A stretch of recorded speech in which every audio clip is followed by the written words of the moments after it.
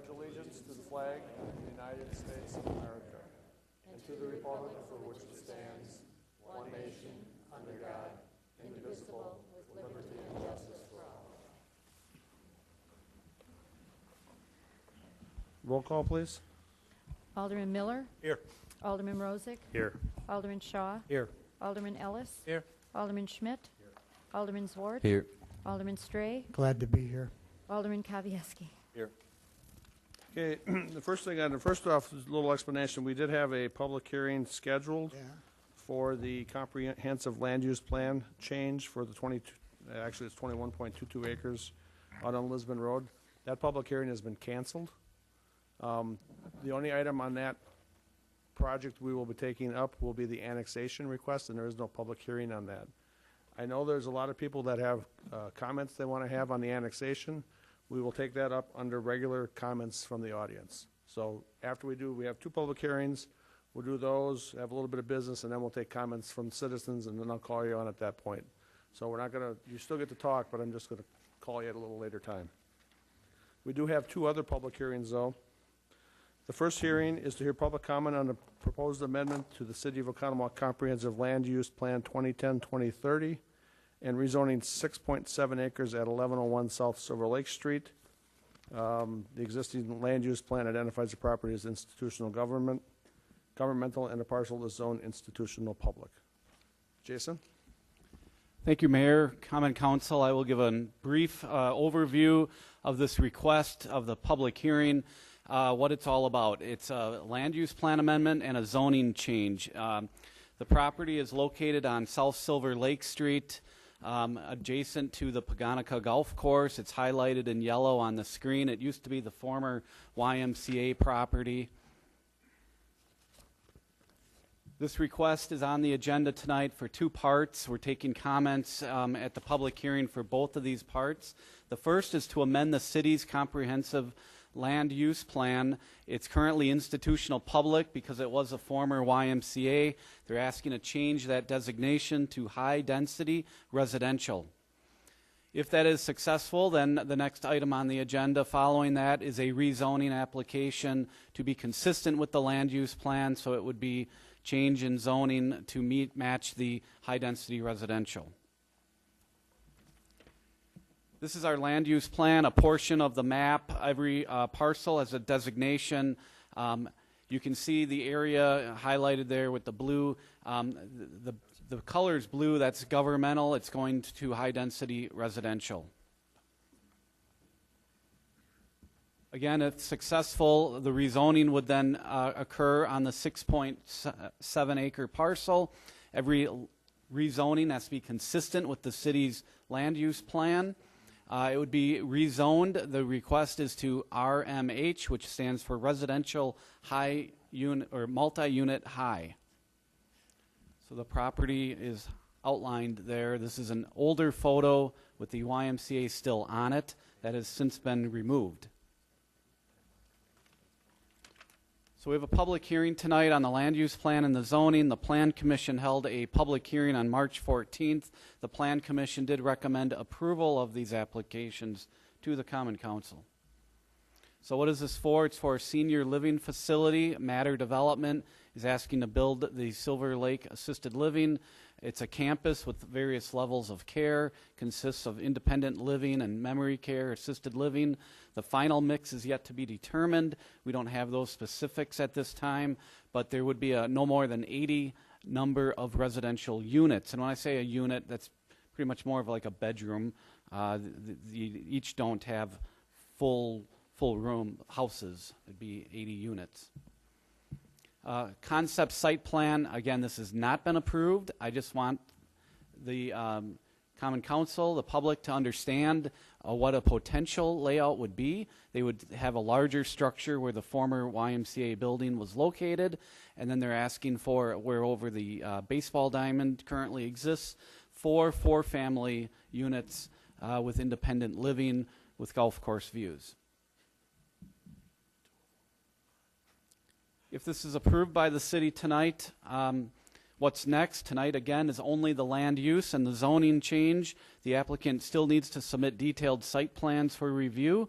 A CBRF, which stands for Community-Based Residential Facility, requires a conditional use permit. That requires another public hearing on that specific use, and all the site plans must come before the Plan Commission and the Common Council. Thank you. Okay, I'll call on, if anybody likes to speak on this, there are blue cards at the podium. Fill them out. I'm going to call, I have 2 cards right now.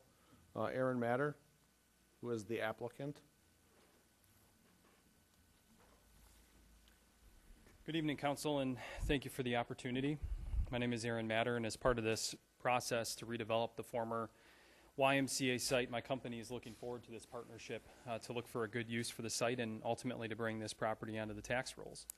By way of update, last week I informed city staff and then also the Plan Commission as well. As part of our due diligence efforts, we've recently received a market study that tells us a couple things from a high level. One is that a right size for Economwalk's market for a development would be a moderately sized development of about 80 units. And then 2, we've also been advised to adjust our concept plan, whereas we presented 64 units of assisted living and 16 independent living units. Our thinking now is that we should flip that mix to be more independent living focused. And so as part of our going forward with approvals, we look to adjust that on our end.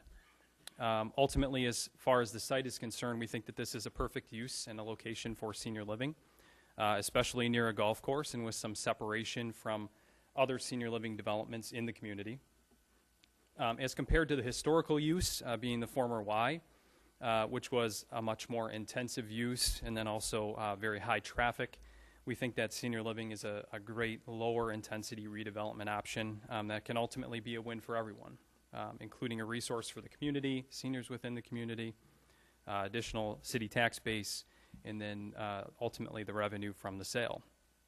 As you know, our plans are conceptual at this stage in the process, and so they need further study from our development team to determine how certain larger site development and engineering elements will be addressed. But a couple of comments on that. We think that by positioning the larger building you see on the site a little further back on the site away from Silver Lake Street in generally the same location as the former Y building. That combined with the topography of the site will help to manage the view of the multi-story building in that neighborhood. Thank you for the opportunity to speak today, and as we go through the agenda items, I'm happy to answer any other questions. Thank you. Bill Davis. Once again, I'd like to thank the council for affording me this opportunity to voice my opinions and concerns about this project. I'm grateful we as citizens of Oconomowoc have this fine group of elected officials to look out for the best interests of our community and the citizens who reside here. I won't take the time to repeat most of my concerns mentioned last week's meeting about how this proposal will affect our particular neighborhood, yet I would like to say that those of us who may have chosen this location based on the established makeup of this neighborhood, such as myself, are facing a profound potential change to our once quiet surroundings. It's not as if anyone moved here knowing there was a noisy industry or located next door to a railroad or established business. Even the zoning in this area was clear about any potential future land uses, including what you call the comprehensive future plan for the city. That said, I'm sure the council is sympathetic to the right of quiet enjoyment of one's domain within the boundaries of the established land use precedents currently existing. I realize and respect the right to petition for rezoning exists and therefore these meetings. However, I would again ask the council to consider the profound changes this rezoning will cause. I'm not attempting to stand in the way of thoughtful process of our community's development. We citizens have to accept the considered decisions our council makes. In short, if this matter is already a foregone conclusion, I would pray the council will take into consideration factors that would limit the impact such a radical change would have, some of those matters being having the property lighting such that it is focused only on the specific areas needed and not a wide random broadcast of light which would be directed at the nearby homes. Also, to mitigate the nuisances associated with high-density dwellings, such as requiring any noise-making machinery to built into some kind of a muffled surrounding, how to address the unfortunate facts of noisy ambulance visits at all hours, and requiring delivery and service vehicles to limited daytime hours of operation, As noted last meeting by the owner of the golf course adjoining, the fact is that this land is wet or damp. It leads me to ask if the DNR is aware of the changes being considered in this area, which drains most of the entire 300 acres of that course and leads directly to the Oconomowoc River. What changes may come to the surrounding homes on the edge of this drainage area when so much of the open land will be paved over is surely something of concern. This in light of the massive flooding which already occurs on the golf course in heavy rains and requires pumping to relieve. And should the developer need to employ massive concrete supports for these buildings, perhaps the size of the buildings may be smaller in light of this massive undertaking. The developer seems like a decent young man, and from his petition also seems to have experience with these types of undertakings. I would ask him to consider how this new development affects our neighborhood. I'm not a not in my backyard kind of person. Rather, my land is our land, so let's use it in a way that's harmonious to our surroundings. However, I also ask, if this is approved, does this mean my land, 2.5 acres across the street, has potential commercial use too? Because this sort of establishes a precedent for any open land on that area, and who's to say what's next with all that golf course that Paganica, the land that they have, and when that gets sold. Finally, on your resolution PC 18 R2722, the 14 goals of compatibility, I see number 3 is written about protection of natural and wet areas and open spaces and groundwater resources. I happen to have a well up there. Item number 12, balancing individual property rights with community interests. And item number 13, plan and develop land uses that create or preserve a varied and unique urban community. Nonetheless, I'm grateful for this opportunity. I'm sure Mr. Matter's a very responsible man, and he even stopped me in the hallway when we left last time to show that he was open and not, ready to hear anybody's concerns. But I think you understand what my concerns are, and hopefully they can be addressed to make this whole thing as less intrusive as possible. And thank you very much. Thank you. Is there anybody else that'd like to speak on this at this public hearing? Seeing that, we will close this public hearing. The next public hearing is, the purpose is of the hearing is to hear public comment on the amendment of Section 17.808 of the Municipal Code pertaining to granting of variances. Thank you, Mayor. Common Council, brief comments on this text amendment. It's to the zoning ordinance, Section 17.808. In 2017, a new law was passed called the Landowners' Bill of Rights. In there, they mentioned some items that communities should clearly define the difference between a use variance and an area variance. They also wanted communities to clearly talk about the standards in which local municipalities have to grant such variances. Our code did not have that. Our legal team sent a memo to the planning department and the clerks and asked that we take a look at that. I've since incorporated the language that our legal attorney has asked us to do. I've included in your packet a draft ordinance that's bolding all the new language that's being added, which includes definitions to an area variance, which is a more of a dimensional standard, versus the definition of a use variance, which is going against the use of zoning. And then I've added standards. So this is more of a housekeeping item in direct reflection of a case law that was passed in late 2017. The Plan Commission held a public hearing. They also recommended this to the Common Council. Thank you. Thank you, Jason. I did not receive any cards on this, but are there any public comments on this public hearing? Seeing none, we will move on to regular business. First item is approval of meeting minutes from February 20th, 2018. Do I have a motion to approve the minutes? Motion made. Second.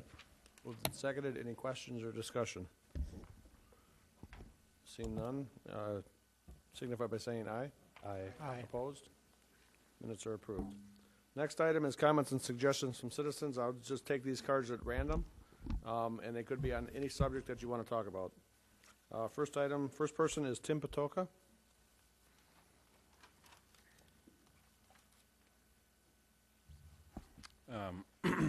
Again, I just want to thank you for this opportunity. And I came here like a few months ago when the condo projects were going to be built on Wisconsin Avenue by Main Street. And I was concerned about lane closures because most of us citizens had to suffer 2 years of having a lane closed. And, you know, we had this discussion and we were going to do something about it. And the other day I noticed there's yet another lane closure. I spoke to my 2 aldermen who didn't even remember me coming to the meeting a few months ago, and neither did you, Mr. Mayor. And now I also understand that the second condo that's starting, it's in their permit that they can close the lane down. The public doesn't know anything when this lane is going to be closed or how long it's going to be closed.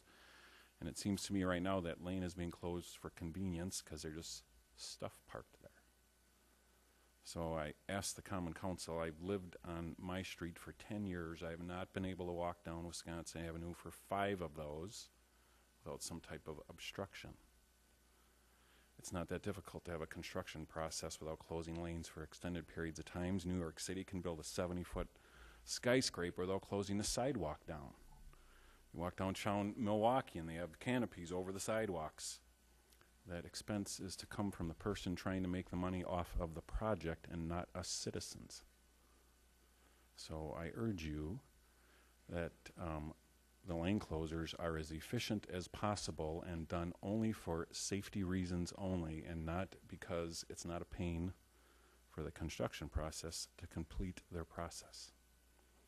So thank you very much. Thank you. Lisa Albane.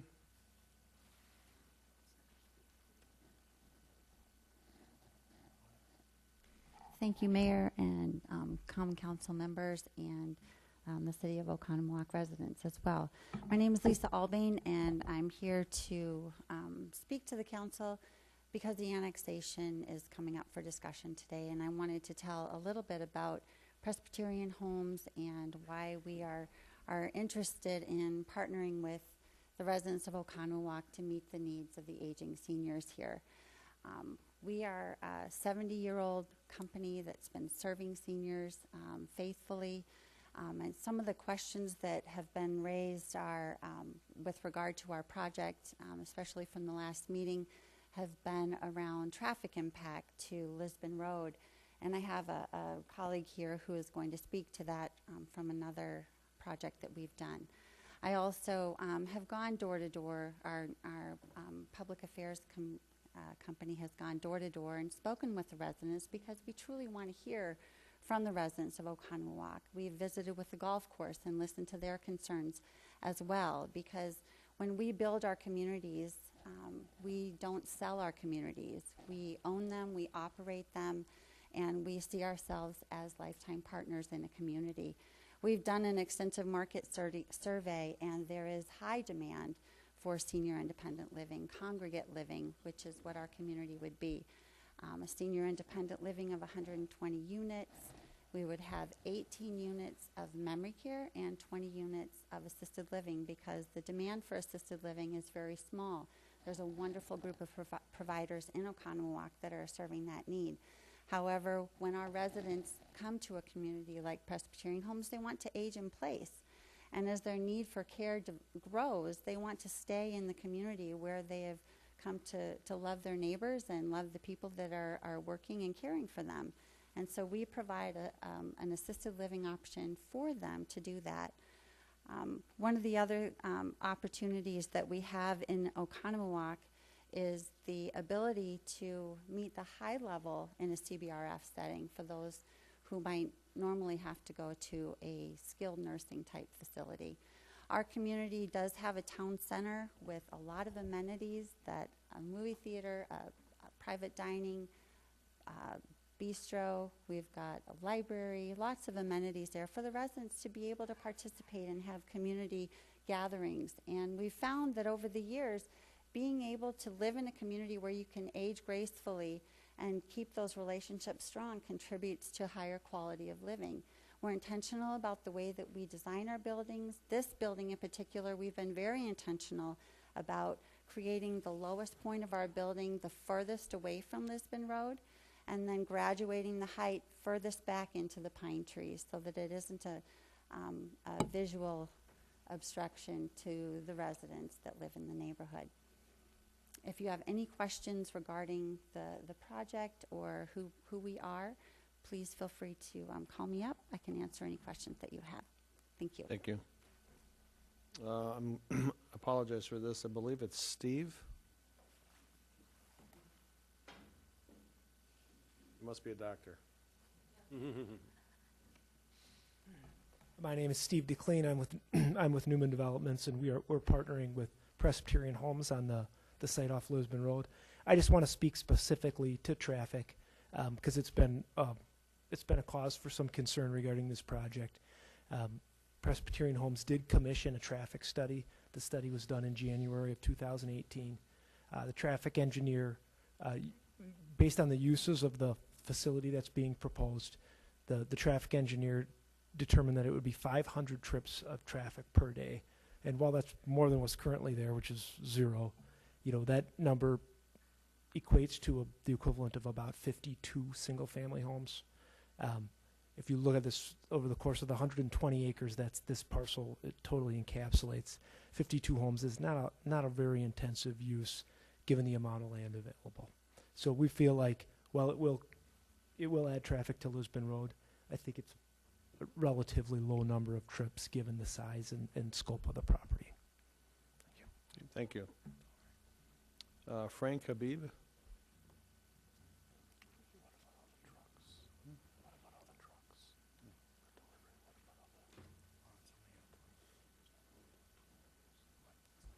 Thank you, Mr. Mayor and council members.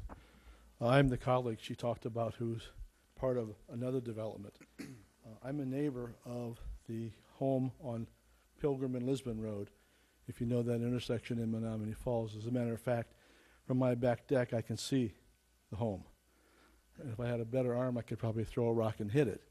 But that being said, but we have welcomed the home into our neighborhood. It's a very welcoming neighborhood, and again, the home has been a welcome neighbor. Our homeowners association, as a matter of fact, is holding its quarterly meetings there. So that we want to have full integration of that center into our neighborhood. There's a walking path around it that families use on a fairly regular basis. It's a beautiful piece of property. And I would tell you that the neighborhood has become a very unique, interesting place because it's intergenerational now. We have volunteers from our homeowners association going to the home and volunteering. There's a congregation in the home where people actually attend that congregation as well. That may not be the case here, but in our place it is.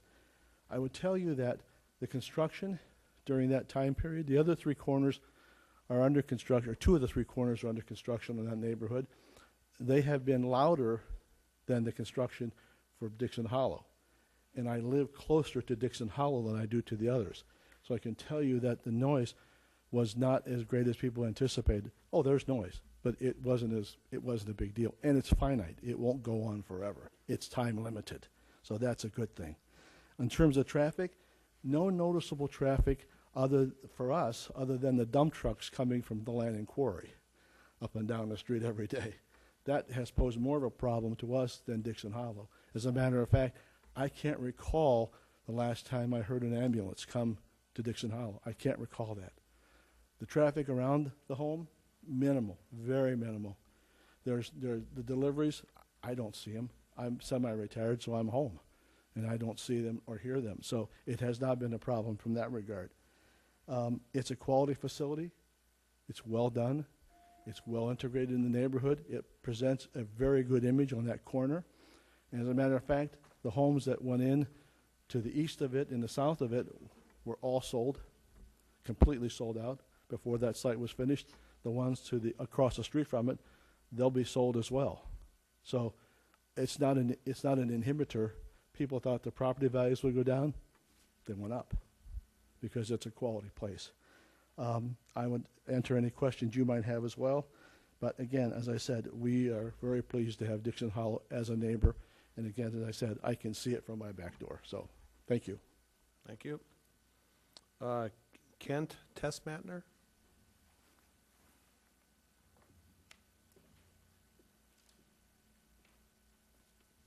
Thank you for the opportunity. I'm Kent Tessmatner, and I am the chair of the Board of Directors of Presbyterian Homes, Wisconsin.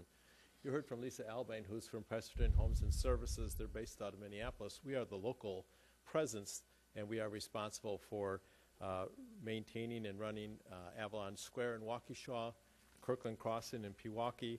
We built and developed Dixon Hollow that Mr. Habib just spoke about, and we are building another campus in Germantown.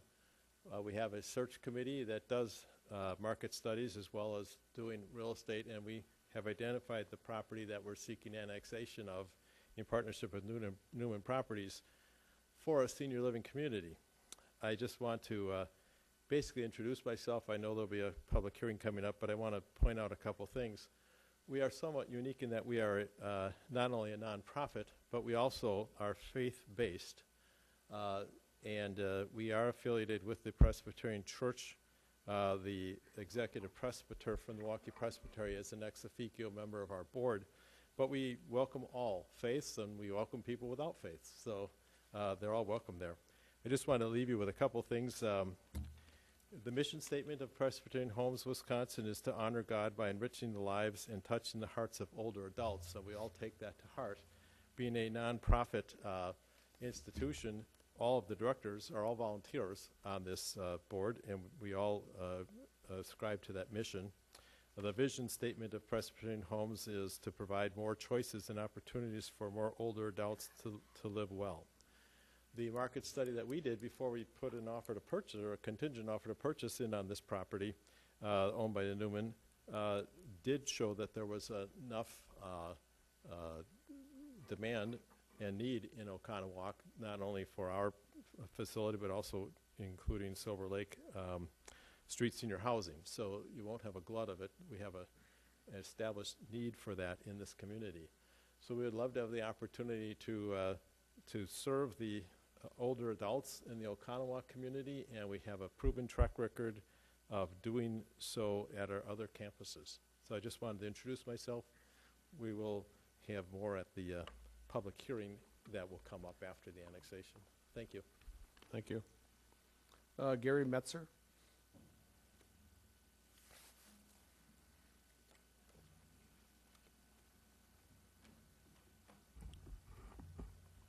Good evening, and thank you, Mayor and City Council. My name is Gary Metzer, and I'm running for County Board Supervisor to represent the City of Oconomowoc. Tonight, I would like to share three things. Number one, I'd like to personally thank each of you for stepping up and taking on an elected position to serve the residents of the City of Oconomowoc. I also want to thank those that do this job each and every day as a career. I know that's Sarah, Diane, Mark, there's probably a couple others out there. As a fellow public servant, I know at times this can be a really thankless job. I know some people complain, but I'd like you all to know that the silent majority of the residents really appreciate what you do each and every day to make the City of Oconomowoc better. Thank you very much for your efforts. Number two, I'd like to introduce myself that you can put a name to a face. Again, Gary Metzer. Number three, if I'm lucky enough to get elected and serve the City of Oconomowoc, I'd like to propose to set up a regular scheduled meeting with somebody from the city. Today, I don't know if that should be a few older people, the city administrator, the city clerk, or maybe the whole council. But I believe it's very important for the city to share their long-term goals so that both the city and their county board supervisor are working together in the same direction on behalf of the city. I was told the current county board supervisor doesn't meet or communicate with the city, and I believe this is a missed opportunity. I believe the 16,000 people in the City of Oconomowoc expect all of us to be talking, communicating, and working together as a team for them. Thank you very much for this opportunity to address you tonight. Thank you. Joe Gassi?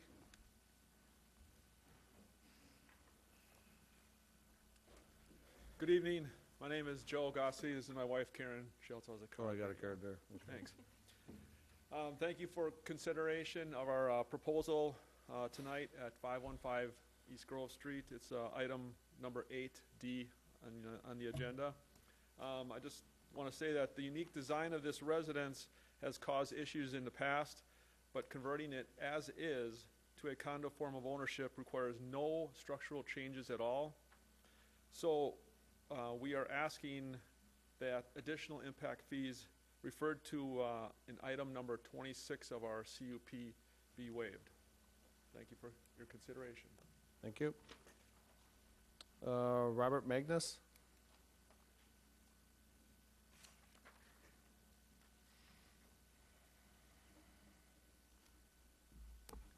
Thank you. My name is Bob Magnus and my wife Gina. We live at 1025 North Morgan Road. We're in kind of the southwest corner of the city of Oconomowoc. We're happy to have lived here for 30 years, and thank you for all your service. I'd like to share some ideas, and actually they're more future considerations, so I'm not here to complain. I'm not here to create a problem, but something that may be beneficial to our community moving forward.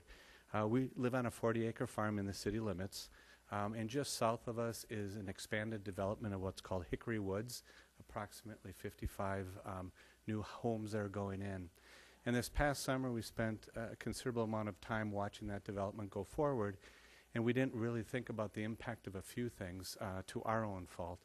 One of them, and really the topic for us being here tonight, is lighting, and the concept of that number of homes and the lighting that's going to shed into our fairly rural community. So what we'd like to do is have you think a little bit more about some of the developments going on in the future. Last summer they took away a lot of the trees and a lot of the brush in that area, and they basically put the subdivision, which what I would call either wetlands or lowlands, that typically flood absolutely every spring. So a lot of fill went in, so everything got raised, and we just didn't think about the concept until it was done. So in the process, we thought, well, what can we do now, and how can we be proactive? So my wife met with Jason Gallo to look at the city ordinances to try to see what we can do and how we can be a positive and proactive neighbor. What we've recognized is that there's not a lot we can do, but there are two things for consideration that we hope you think about in future developments, but also the expansion of this this area. One are just the street lights. So there's some wonderful things with technology with LED lights, which are much more cost effective, but they also kick out a lot more light. And so to really think about those fixtures that we hang in the street lights, and the street lights are something that we can have an effect, which will have a direct effect on the lights that shed on our property just to the north.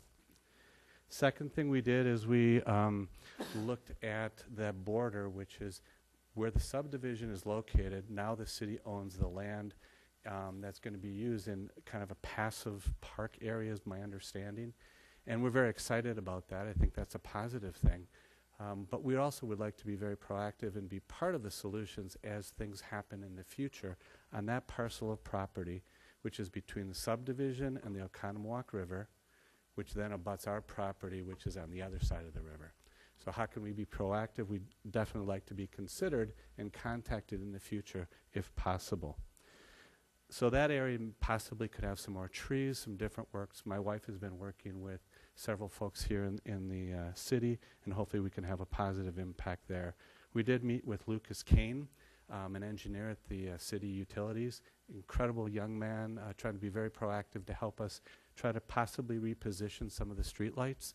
So hopefully that can see fruition, which will still give the security that the people want in the subdivision, yet also not shine tremendous amounts of lights to the north in our nice, quiet little community.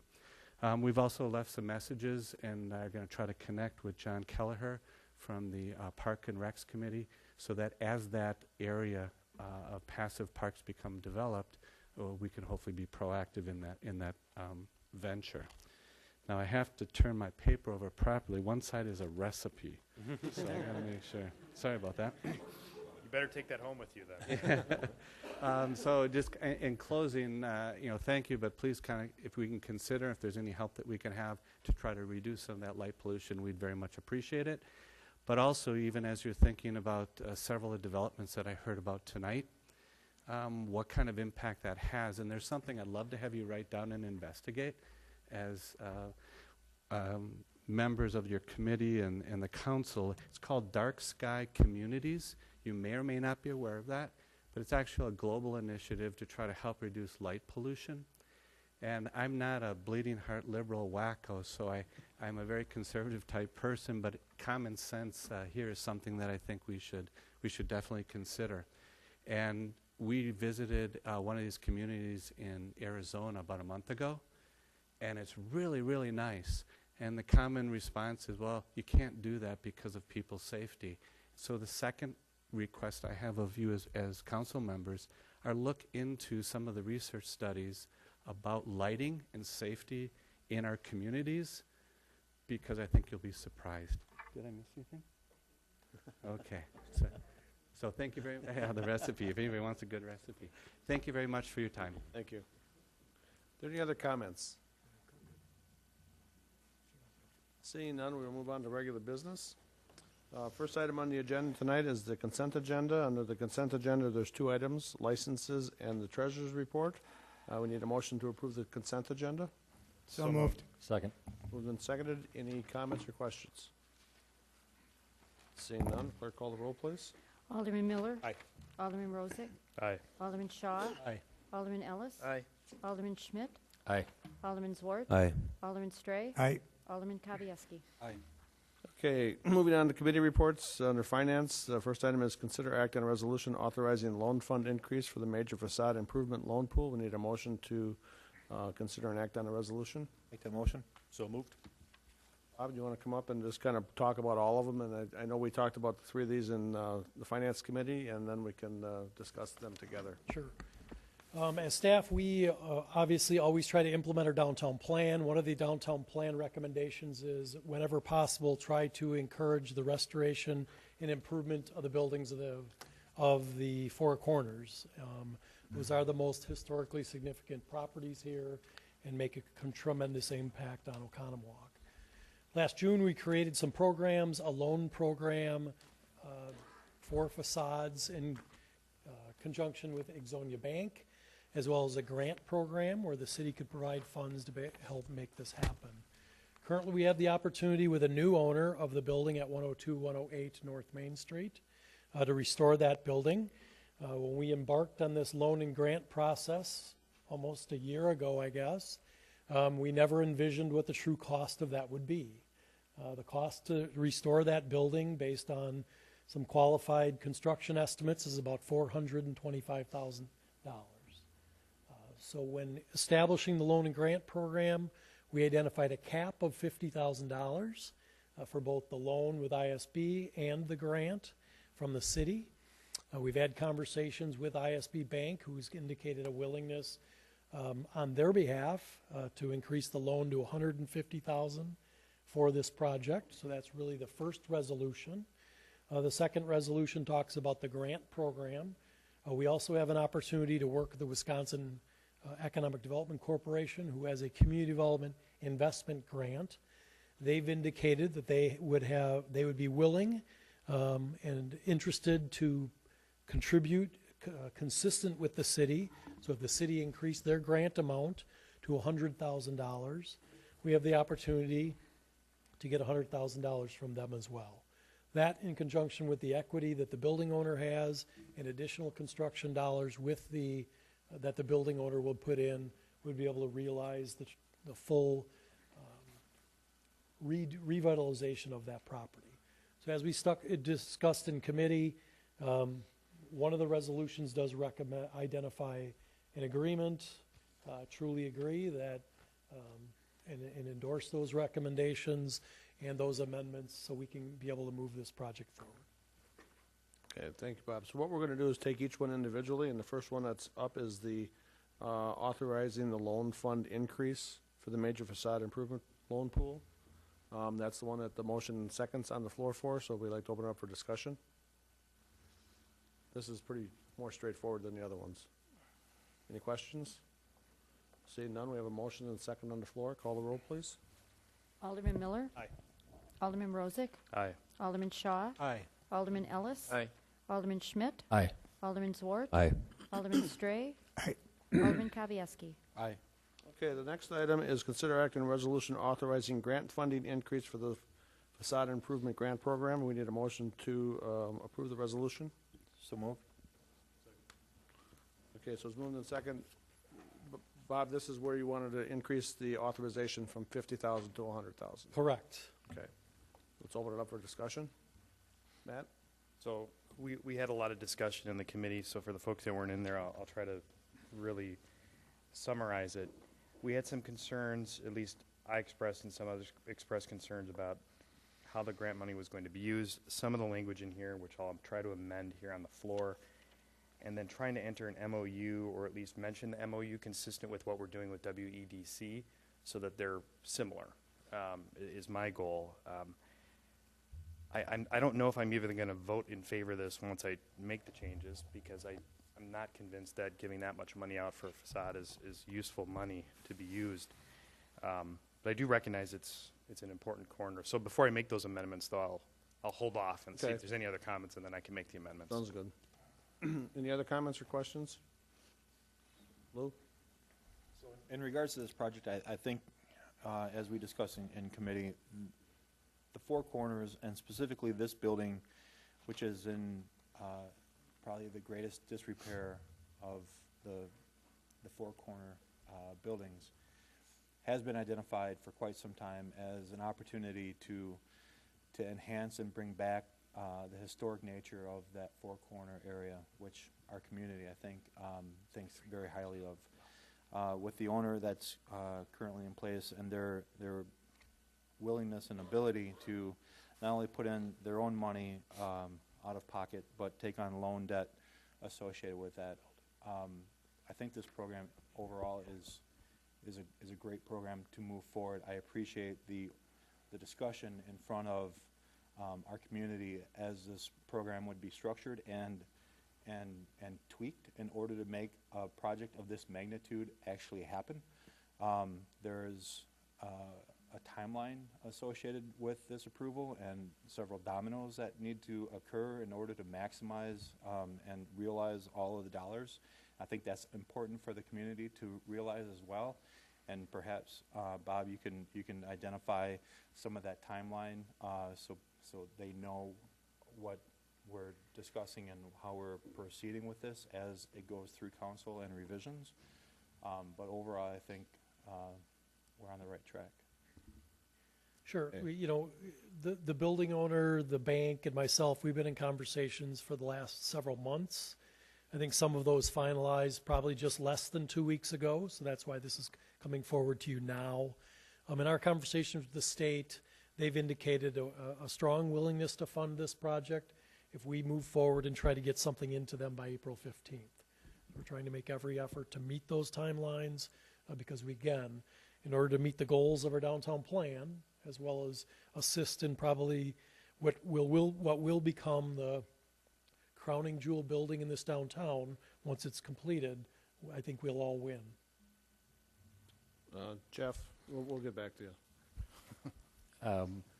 I'm very much in favor of seeing us increase the loan pool just because of the fact that when we did that, we didn't have any actual quotes or plans coming in. But I do have a couple of issues with this. First, the $425,000 total figure is not based on actual bids yet. It's kind of more of a very, very educated guess. It is actually a bid. You received 2 bids, right? But without actually getting into it. Right. And not pure construction. It's a bid estimate. Right. And what makes this a little different is when we first talked about the grant program, it was to be a program where the city wasn't necessarily putting in any more money into it than the building owner. And if the cost came in less, then maybe the owner wasn't going to spend as much, but neither was the city, or we wouldn't have as much money out there. But we're talking about a pool here that has a finite amount in that was identified for 3, maybe 4 downtown buildings, and by tying it to the state loan, or the state grant, I should say, it automatically is saying in order for them to spend the $100,000 from the state, they also have to spend the $100,000 from the city.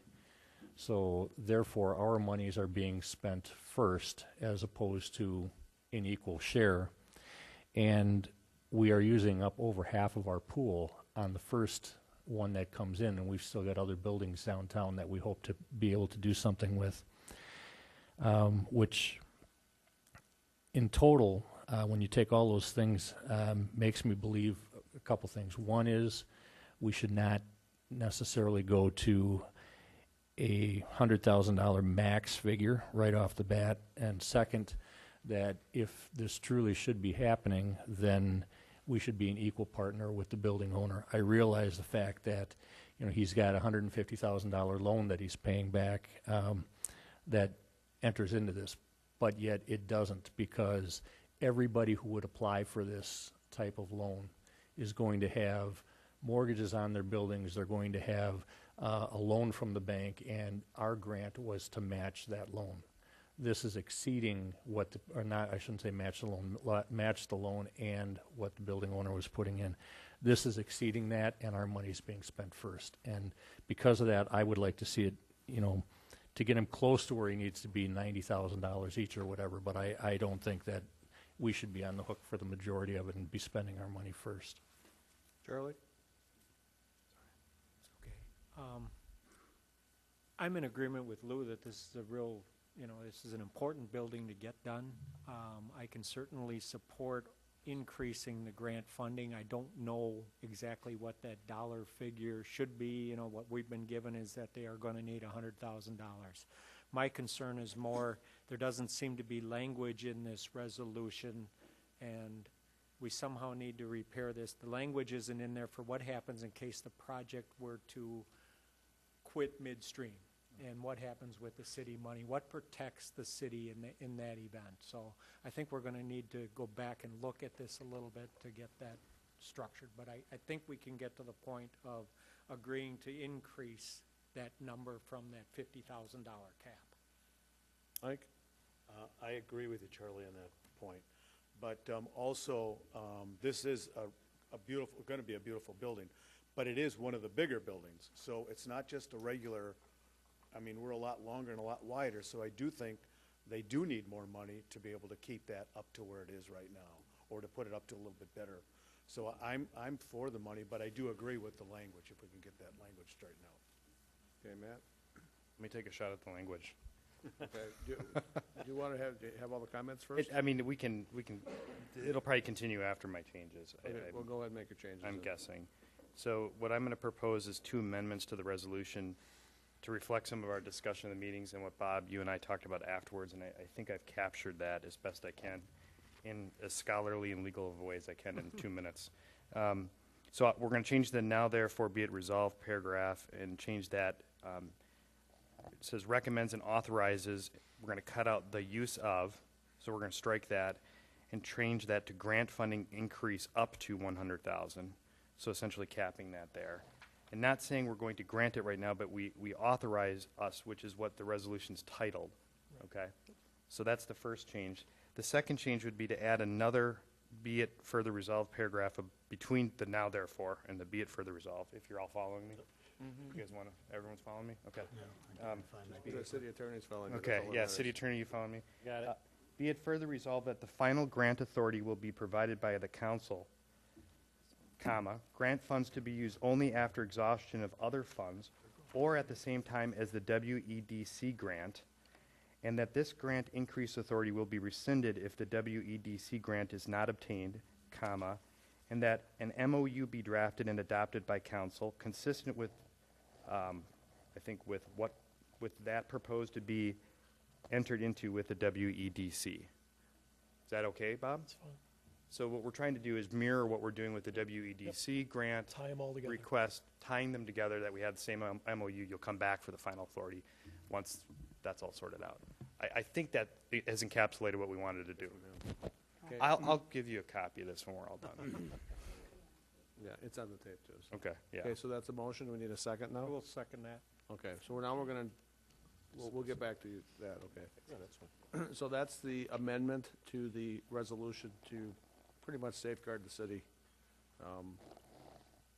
in this process. Any discussion on the amendment? Seeing none, we have a motion and a second on the amendment. Call the roll, please. Alderman Miller. Aye.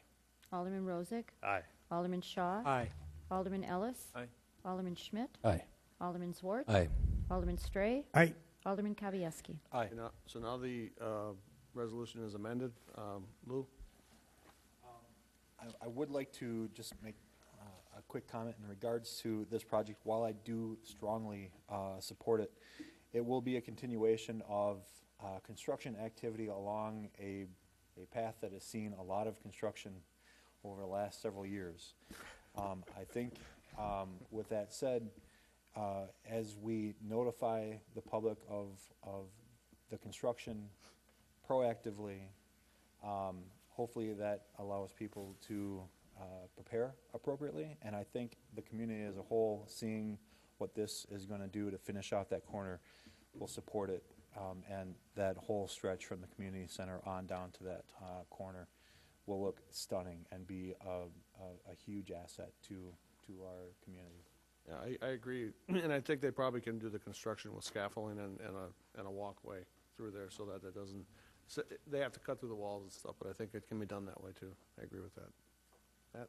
Okay, like I indicated before I made the changes, I don't know if I can support this ultimate change. I wanted to make the resolution better so it was right. Thank you. But I don't know if I can support it. I don't know how I'm going to quite vote yet in case there's more discussion. But we had a lot of discussion about capping the facade grants at 50 grand because we thought that was a lot of money. Right. We are taking tax money essentially and giving someone an increase in their property value. However it plays out, it's going to increase in value based on the facade significantly, I think, and maybe more so over the course of time. So that is a concern. I don't think we're meeting the spirit of what the facade grant program was supposed to be, because he's not matching exactly that same number for the facade. He's taking a loan out, but I think what Jeff pointed out is any business owner in the city of Oconomowoc could be crazy not to take a 1% business loan out at whatever amount that we could give them to make improvements, do whatever they're going to do, because it's the lowest interest rate you're going to get anywhere in the world practically. So I do agree it'd be a cool project and it's going to look good, and I'm sure I'll walk by when it's all done and fixed up and be like, wow, this looks great. But I don't know that I can give $100 grand to a private business owner out of tax money to repaint his building and put in new windows. We don't give it to regular folks. So, Lou? Yeah, go ahead.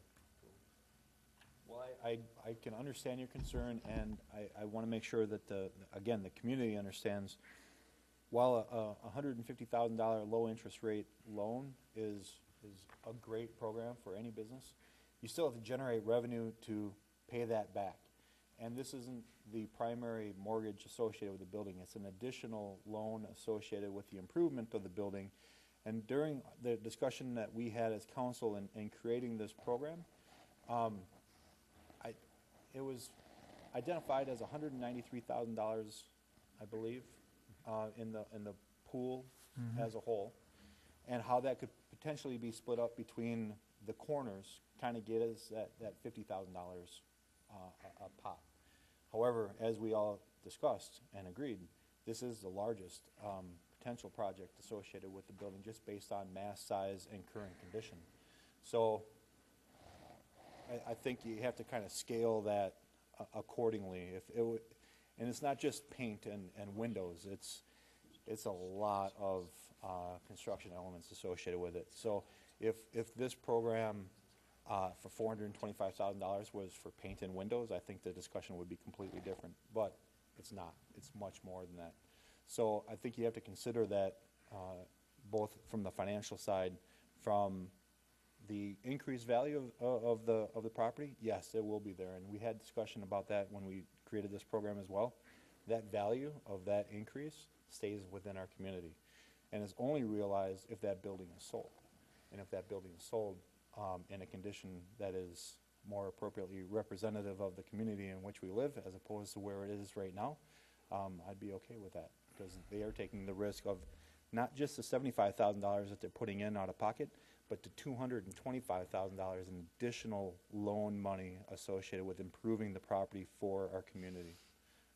Because they have an initial primary mortgage, $150,000 loan from Exonia Bank that they have to pay back for the major facade portion, and the $75,000 out of their pocket.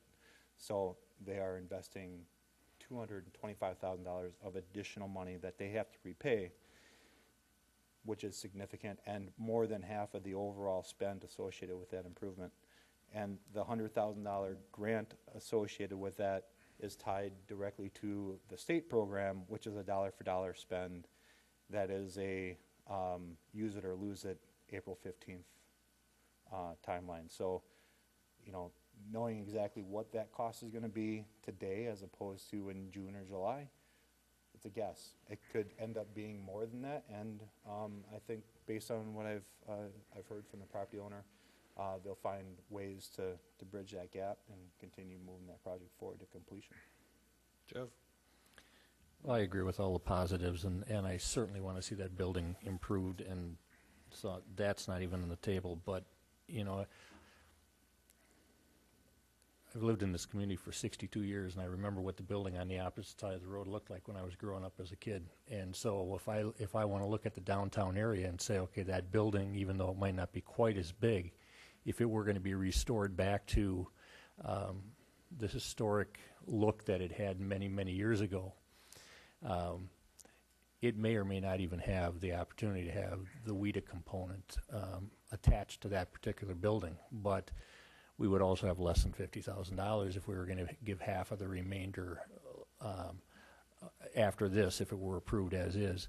We'd have less than $50,000 left to give them if we were going to give them half of what was left, knowing that there's also another building down there. So we'd be down to $93,000 for two more buildings that we've identified down there. And I do believe that the one kitty corner also is going to need extensive facade work. So that said, I go back to just the part of it where we indicated that this should be an equal partnership.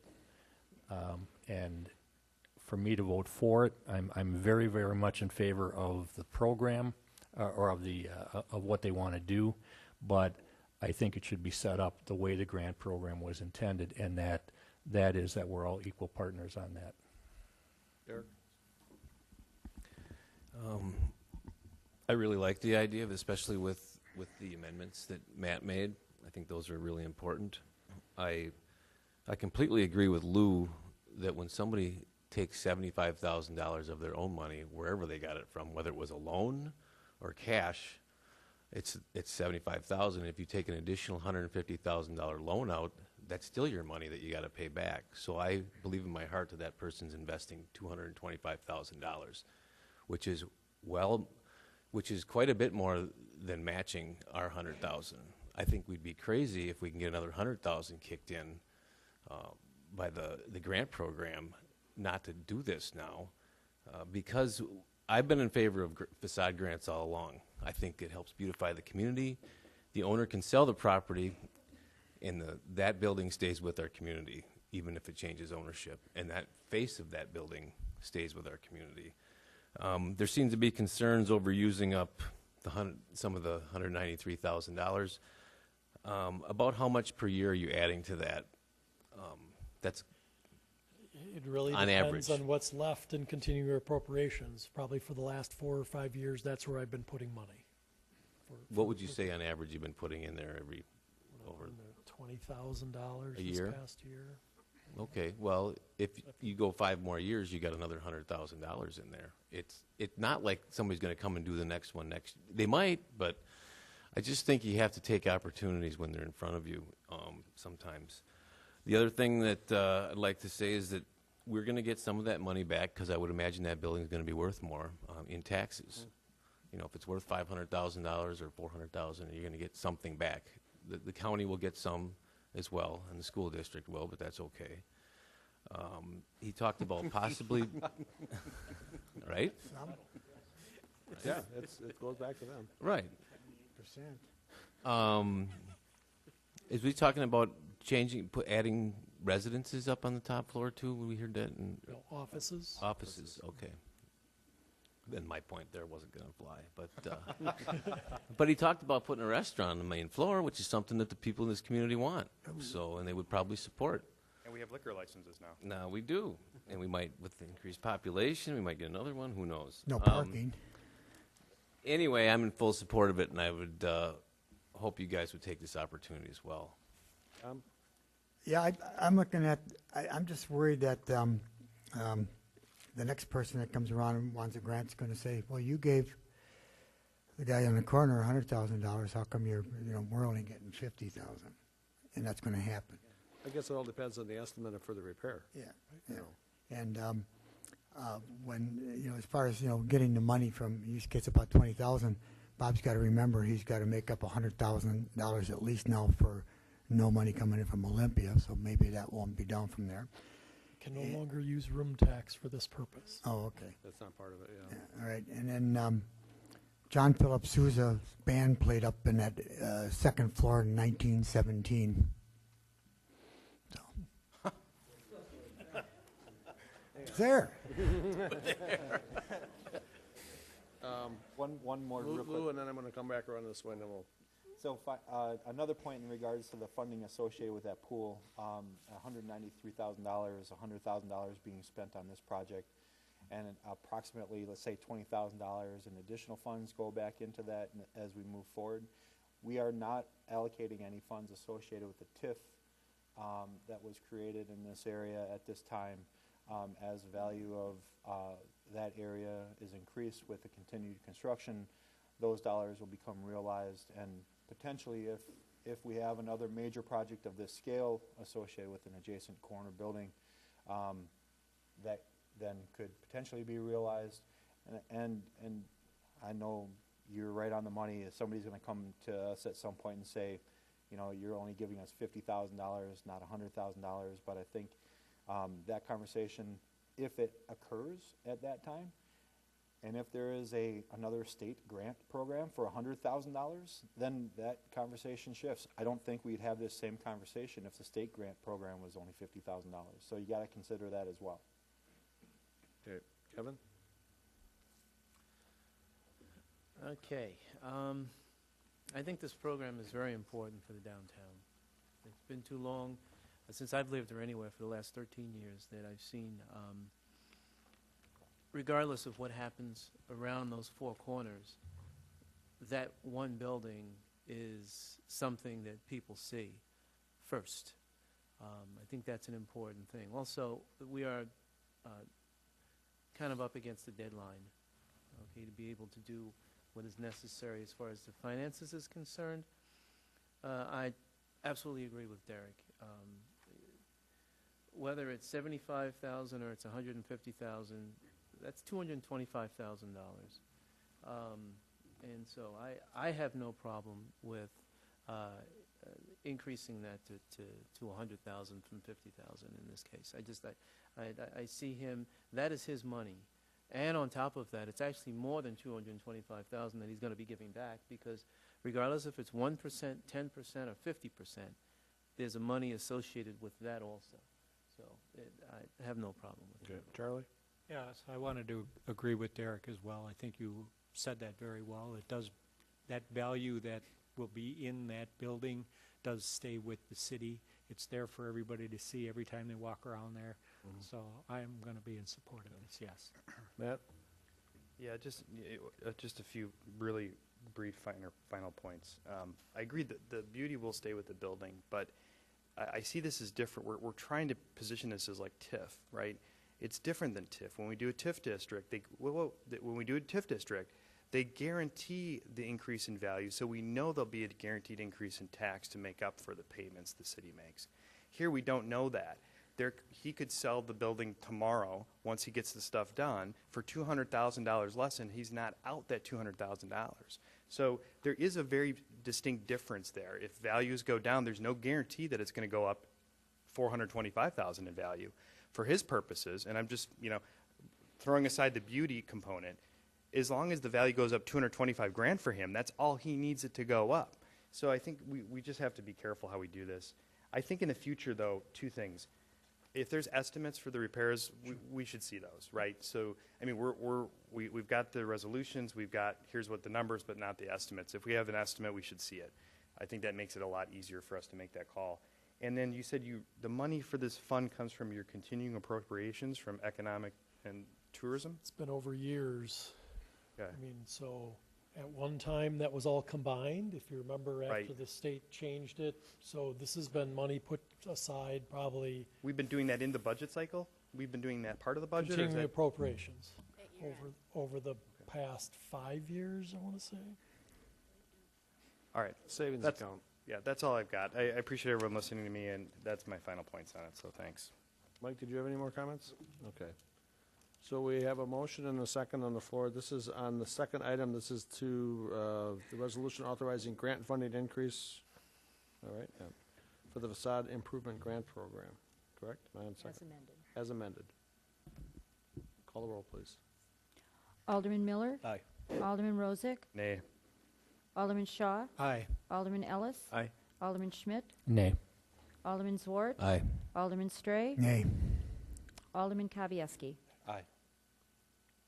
5 to 3. Okay, 5-3, it passes. Okay, moving on to the last item under finance, consider acting on a resolution in support of WEDAC, or WEDC, Community Development Investment Grant Submission. We need a motion to approve the resolution. So moved. Second. Moved and seconded. This, go ahead, Bob. Well, you already explained what this, this It's is just to put essentially, the, this is giving me permission to apply for a grant for $100,000 for this specific project. okay. No amendments to that? No, that's No a good amendments? one, yeah. That That's was the money good. from the That was state, we'll good. take that. Any questions? Seeing none, we have a motion and a second on the floor. Call the roll, please. Alderman Miller. Aye. Alderman Rozak. Aye. Alderman Shaw. Aye. Alderman Ellis. Aye. Alderman Schmidt. Aye. Alderman Zwart. Aye. Alderman Stray. Aye. Alderman Kavieski. Aye. Moving on to Utility Committee, first item is consider act on a resolution awarding contract for wastewater treatment facility blower upgrade project. We need a motion to approve the resolution. So moved. Second. Tom, do you want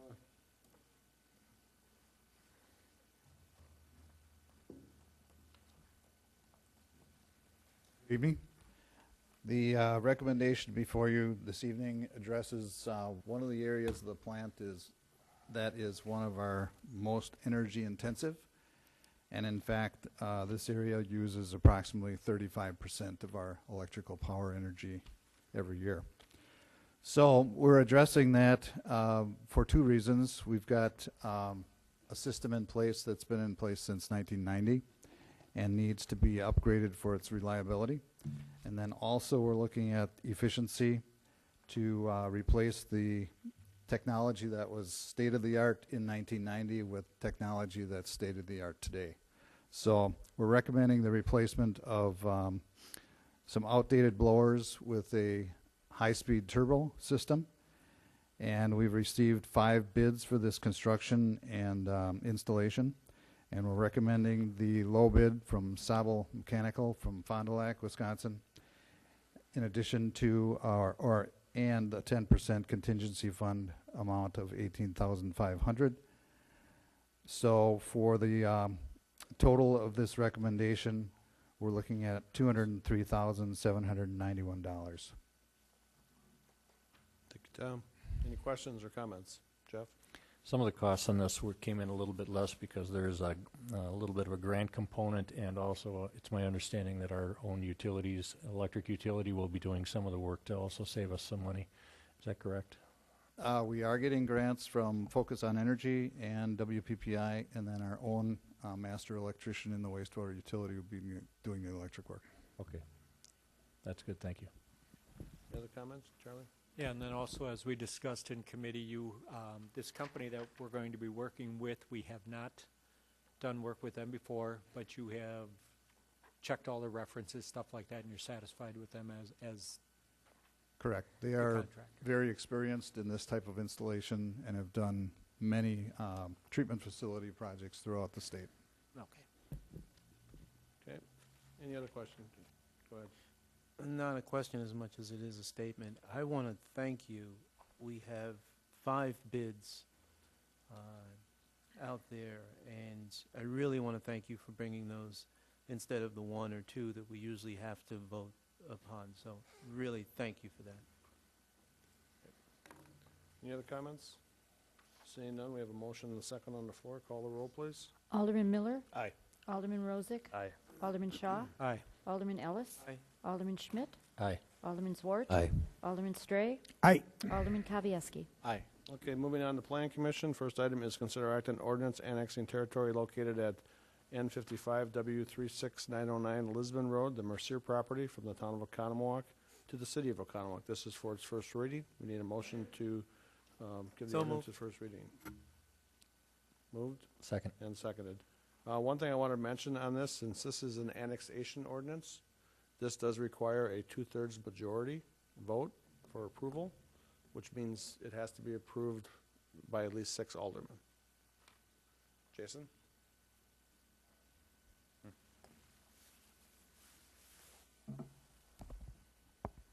Thank you, Mayor. Before you on the agenda right now, we have an annexation request for the Lisbon Road Senior Housing. Consists of 21.2 acres. Initially in my Plan Commission report, it said 22.2. There was a typo by the applicant, and that's been clarified. So it is located just west of the Oconomowoc Country Club Golf Course, south of Lisbon Road. As you can see, it's clearly it's 21.2 acres in the town of Oconomowoc, coming into the city. It is south of Spruce Court, which is in the city.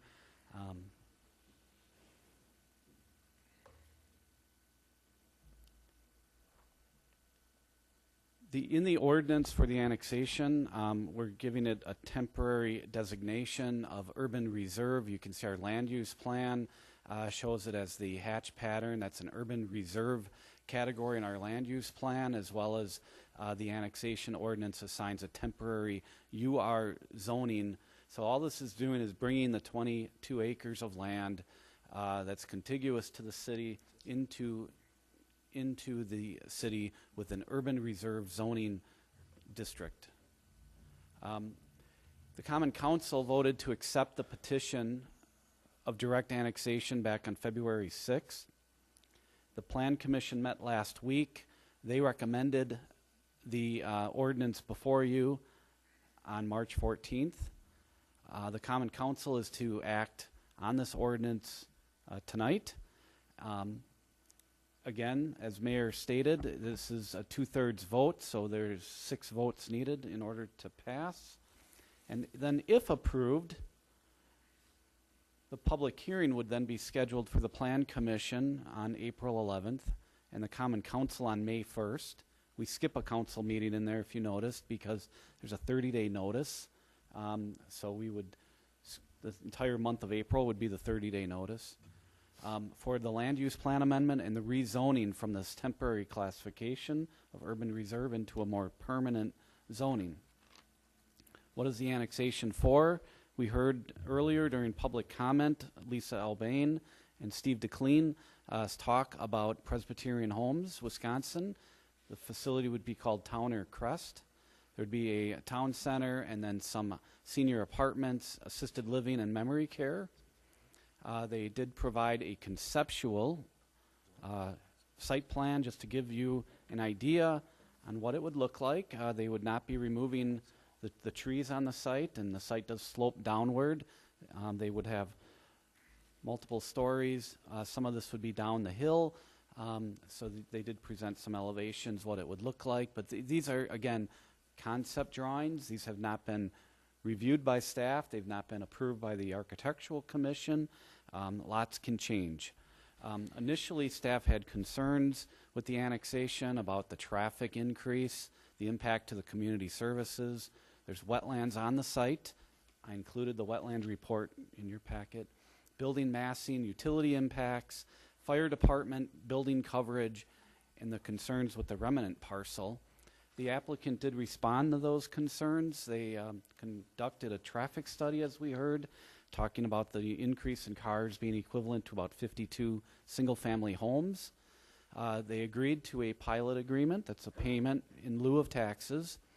They will pay their fair share in city services. They have delineated the wetlands, and there is a pocket of wetlands up in the corner that they are avoiding, and all the wetlands down the hill, they are not touching those. They've changed the building design several times. I haven't really given a thorough review yet, but they've already changed it according to some feedback they got from the golf course. The utility impacts, the city can accommodate water, electric, sewer. Fire department, they added some fire lanes. And as far as concerns with the remaining parcel, why that's not being annexed into the city, because this will be broken off of a much larger parcel. They would like to prefer to keep that in the town. It's all wetlands. The wetland delineation report was included in your report. They would like to use that for recreation, hunting, and they just feel that they have more flexibility under town zoning than they do city.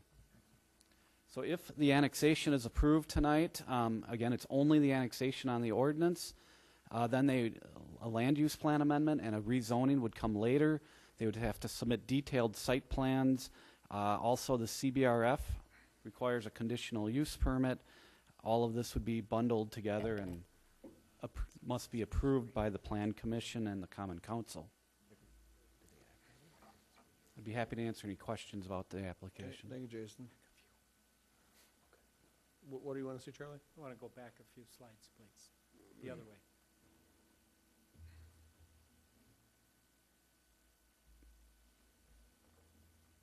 Right there. Okay, go ahead. Yeah, I do not have any problem with the use that they're proposing and things like that. My concern has to do with annexing this as, you tell me it's contiguous and legally it meets that definition because it touches city property on a diagonal there across Lisbon Road, but it's the only parcel on the south side of Lisbon there that would be in the city. And I just don't think that's good planned growth of the city is to annex that little chunk on. And I'm struggling with trying to okay that with, in my head, I like to have a good vision of good planned growth for the city. I had similar concerns. That's why I included the wetland report in. It's all wetlands, everything to the west of this parcel, to the bypass. There's a little, up in the corner, there may be a little acre or two of upland outside of the wetlands. The applicant expressed at Plan Commission that they may want to put some type of a little lodge there. Lodge is probably the poor choice of words. It's more of a little outbuilding to keep maybe some four-wheelers in or something. Other than that, there's really no intention to use the wetlands for any developing purpose. They said, if for some reason the city does insist that it be all annexed into the city, they would. But you have to remember everything in the hatch pattern there is actually not in the city. Conomowoc Heights is not in the city as well. And then the Mohawk Trail to the north subdivision is not in the city. So this is kind of a mishmash of town-city area. Right, and if we were to annex the entire parcel, then it would kind of create an island there to the west where those houses are in the town of Oconomowoc and stuff. And that's why I'm really struggling with, okaying the annexation of this little piece. It's really, like I say, it's legally contiguous. The only reason it touches the city is that diagonal point across. At this point, the golf course and Right. everything to the That's not gonna south be kind of annexed wraps in at any around point as in time. town land. Okay. I agree with Charlie 100%. It's just kind of odd to have this little piece in the middle of nowhere, and then to try to get annexed. And I see same thing, as if you were to annex the whole thing, you get, like you said, you've got everything on the other side of 16 there. That's not. So I have trouble trying to figure this out at all. Yeah. Well, I guess I don't understand why we don't annex the whole parcel, the whole other 100 acres. I'm guessing that this little parcel that they're trying to get in is not going to be taxable, right? I mean, is this a taxable? This is not a taxable entity if they're agreeing to a pilot, right? The rest of the land would be, at least if it comes into the city for whatever purpose, would at least be taxable, right? I mean, wetlands, is it really low? Is it even Very, anything? very low. And wouldn't that create an island, though, to the west? I mean, if we took everything, it would create the island, correct? Where would it create an island? Right here. The Oconomowoc Heights area to the west. Well, I can't see the rest of the map. I don't know where does this connect anywhere else, or does it go right into the city? It doesn't. See, that's the problem. Well, no, it just has to be the kitty corner, right? Isn't the kitty corner enough? That's what you're saying is enough for this annexation. Could be the road. You can see there's, Corner of Lisbon and yeah, the bypass. Going It's- back the other way. Yeah. Well, so I don't know. the other thing is, so we're going to bring in a parcel that won't be taxed. There's some agreement to a pilot. We can't force them to pay a pilot ever. They're saying they're going to pay a pilot, which is what they believe, and we've had these issues before in the city, what they believe is fair. No, it would be the full city tax. How do we know that? That's what they agreed to. Where's that agreement? The agreement's not in front of us today to see. We're But not that's at just that what- point Not yet. at This that is the point. annexation request. understand They that. verbally have said that they Well, would pay. The only reason I mentioned, and I don't want to get in trouble by talking about things I'm not supposed to talk about, but it's been on the slides and people have discussed it. So, I think Mhm. we, Yeah, I think we we can have a talk right about to it. talk in the, about it. the Plan Commission packet, and I don't know what made it into your packet, there was a write-up that Presbyterian Homes stated, and there was an agreement in there that stated that they would enter into a pilot and pay their fair share of city taxes for this development. So there's the start of that would have to be memorialized in a more formal document, but there is, the start. Well, that alleviates some of my concerns. Do we know, on section 6 of the resolution here, or in the change of the ordinance, talks about payment to the town for the next 5 years? Do we have any idea what that is? What is that Less number? than $1,000 in total. Oh, really? Okay. Yeah, it's maybe even a couple $100. When would the pilot be started? Would the pilot be started when the project is completed, or once the annexation and the comprehensive land use plan is changed? However, the language is stated in the pilot agreement. Usually it's based on the value of the improvements, and they would have to be constructed and assessed. The part paying the town, that's a state requirement. Right, I get that. I just was curious how much that was. We don't really know that. No, it's not significant. Lori does have that information. Oh. For the full 5 years. $198? Is that- okay, all right. That's all I have for now. Thanks.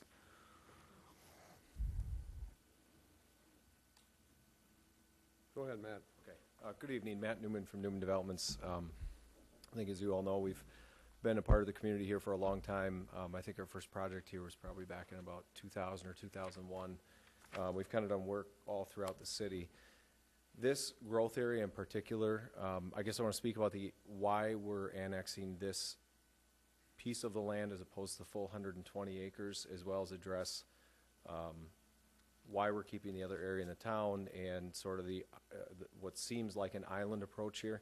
A few years back, some of you probably remember, we developed the Pine Ridge community directly across the street to the north in north of Lisbon. That was in the town at the time. We annexed that. I think we annexed the last section probably maybe 2.5 years ago, and prior to that, annexed land immediately to the east of there, which was kind of known as Phase 1 of Pine Ridge, where the condos are directly north of Oconomowoc Golf Club. That's sort of what brought this whole area into even possibility for the city. At that time, I was a part of a number of staff meetings related to the services in this area, and there was sewer brought across the state highway when that bypass got built. There's actually a sewer line that unfortunately will never really see any use, but there's a sewer line brought across about midway down north and south on this parcel, which would be on the far west side. Yeah, if you can point right about where Jason is there, with the intent that this land would be developed and eventually annexed into the city, and then utilize city services. And then in addition to that, a few years back when we were doing the Pine Ridge development, there was extensive conversation about the looping of the water main.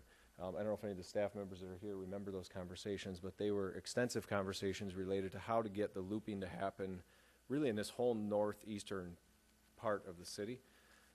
At that time, we agreed as a developer of Pine Ridge, because Pine Ridge was one of the main developments coming out in this area that was going to require services. We agreed to not oppose that water loop, even though there's going to be a substantial assessment levied on Pine Ridge as well as on this property, although the assessment is suspended right now until eventually it will get annexed. There's a $132,000 assessment hanging out there on this property that if or whenever it comes into the city, that assessment will get triggered for those services that are extended. As well as there's an assessment east of the river where Wangart's parcel is going on over there. So there was a lot of conversation with the city back at that time that we were a part of about how to extend services to this area and make sure that the usable land would be able to have services if or whenever it would get annexed in the city. So the reason I bring up all that history is because there is a water line running right down Lisbon Road. There is sewer in Lisbon. I think the intent has always been that this 120-acre parcel would be annexed in the city. It was a function of when, not really a matter of if. That's my belief, at least from being a part of the city planning here for well over a decade at this point. As far as why we're only annexing this area, we've looked at this property for a number of years. I actually spoke to the family probably 3 years ago. I'm giving you all the history on this so because I know the picture doesn't really tell the whole story here of what it actually looks like. When we met with the family or talked to the family a few years back, it was part of that whole area. We wanted to know what was going to go on with this parcel and how it might compete with our project across the street. They weren't ready to sell at that point, but more recently, obviously, we're more receptive to selling. So we went in and did the due diligence necessary to figure out what you could do with 120 acres. The very first thing we did, because we were concerned about the soil types in the whole southwest 100 acres of this property, was we did soil borings, pretty extensive soil borings. I think we did 12 or 15 of them across the site, a few of them on the hill, which were fine. It's good soils for development. And we did a whole series of them down in the lower area because that's where we were concerned about whether or not it was even developable.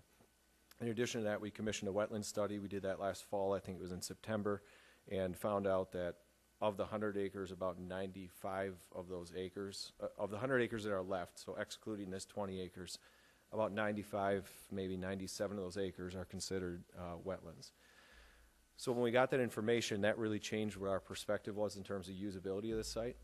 And that was really when we came back to the city staff and said, hey, what else can we do on this hill? Because the hill is really the only developable area in this whole 120 acres.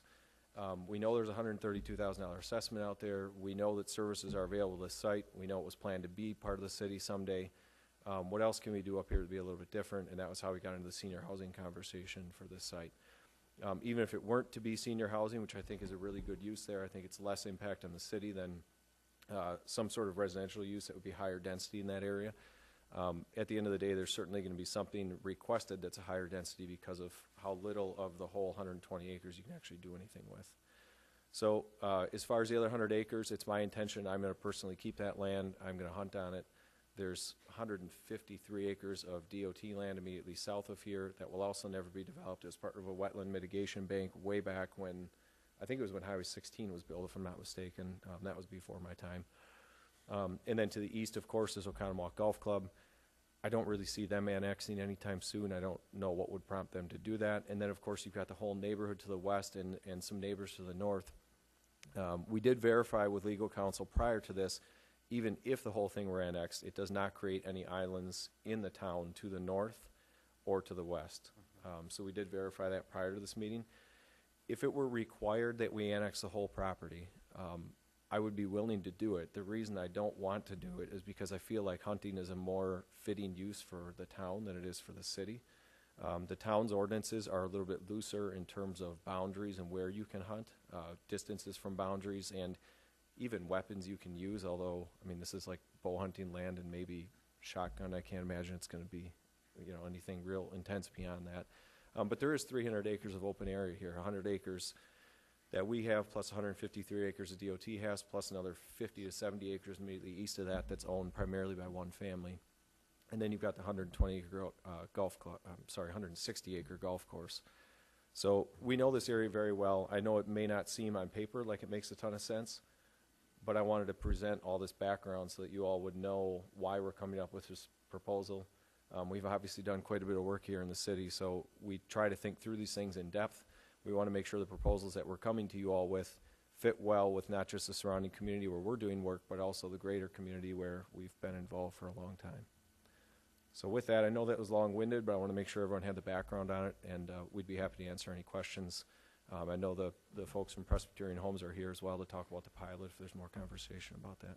Thank you, Matt. Thank you. You're not going to build a, Jason thought a lodge in the corner, it's going to be a deer stand, right? Is that what you're? A lodge is a lodge, stretch. deer stand? If my wife would let me, it would be a lodge. I suspect it's probably going to be some sort of an outbuilding to house, the type of equipment I'd use to maintain the 100 acres of land. And it's on. There's already some buildings there. You probably don't see them very much. They're extremely old. They need to be taken down. There's no plumbing or anything to them. But it would be in the far northeast corner, basically right where the bypass is. Okay, thank you. Thank you. More comments? Oh, sure. Oh, Did you purchase the land already? We have not. Okay, because somebody said you already purchased the land, Gary or something like that, so I was just wondering. We have a contingent contract to purchase the property. Okay, so you want to use the other stuff for a private hunt club? Is that your intention? Private being me and my 6-year-old, soon-to-be 7-year-old boy, and maybe my dad. Oh, okay. So not any sort of a business use, if that's what you're asking. Well, I'm concerned that all of a sudden we have a bunch of elderly people running around out in the road out there, and somebody gets shot or whatever it's going to be. And to town of Oconomowoc, anything goes out there, you can shoot cannons off. We would certainly be responsible, yes. We'll move this on. Any other? Lou? So the traffic impact study, we have a lot going on up in that northeast corridor with the schools and things of that nature that'll increase traffic in that area. I understand that the traffic impact study was probably done just for this particular parcel. Did that include anticipated increased traffic associated with the other activity going on, not only now but in the future? My concern would be that as you mentioned, the picture doesn't always necessarily show the whole story, and that Lisbon Road has some challenges in regards to visibility as you're going east-west. I haven't studied the traffic report in that detail yet. It's a very somewhat thick document, but I do know traffic studies take into account all the existing traffic, the proposed traffic of the surrounding uses, and then they put the proposed use on top of that. So they look at full build out, and then they look at recommended improvements of the roads and the intersections and accel and decel lanes, turning movements. So we'll get all to that when we complete the site plan review. So we're quite not there yet. I didn't want to invest that kind of time into it if this annexation does not pass. I think you're getting a little bit ahead, but it's a good question to ask. But we do know a traffic study was completed. It's equivalent to about 500 cars a day. I think one of the things that we're responsible for, and the community looks to us for, and you have done a great job with, is being thoughtful in regards to some of those questions, even though that may not be today's question. If there's going to be turn lanes and things of that nature to help alleviate some of that traffic inbound, I think that would help me, at least for that part of it, feel a little bit more comfortable annexing without with addressing that safety issue. Great questions. The traffic study does call for turn lanes in and out and stop signs to stop on the way out. So it makes specific recommendations, and it does quote, all movements at the study area intersections are expected to operate safely and efficiently if properly designed and operated. And then the report goes on to specify the design. Okay, Tom, you were next. Yeah, I had problems with that road the first time you guys were doing a project up there, and I still have problems with it. And my other concern is, nursing homes are nursing homes, but we see we have a lot of nursing homes around here. I know that Pine Ridge you guys did and all the other stuff. What kind of concerns me is the problem with help nowadays, that especially in the nursing care business, and there's just a shortage of help. There's a lot of nursing homes around, but there's just a shortage of help, and I just wondering what the big staffing problem is going to be there.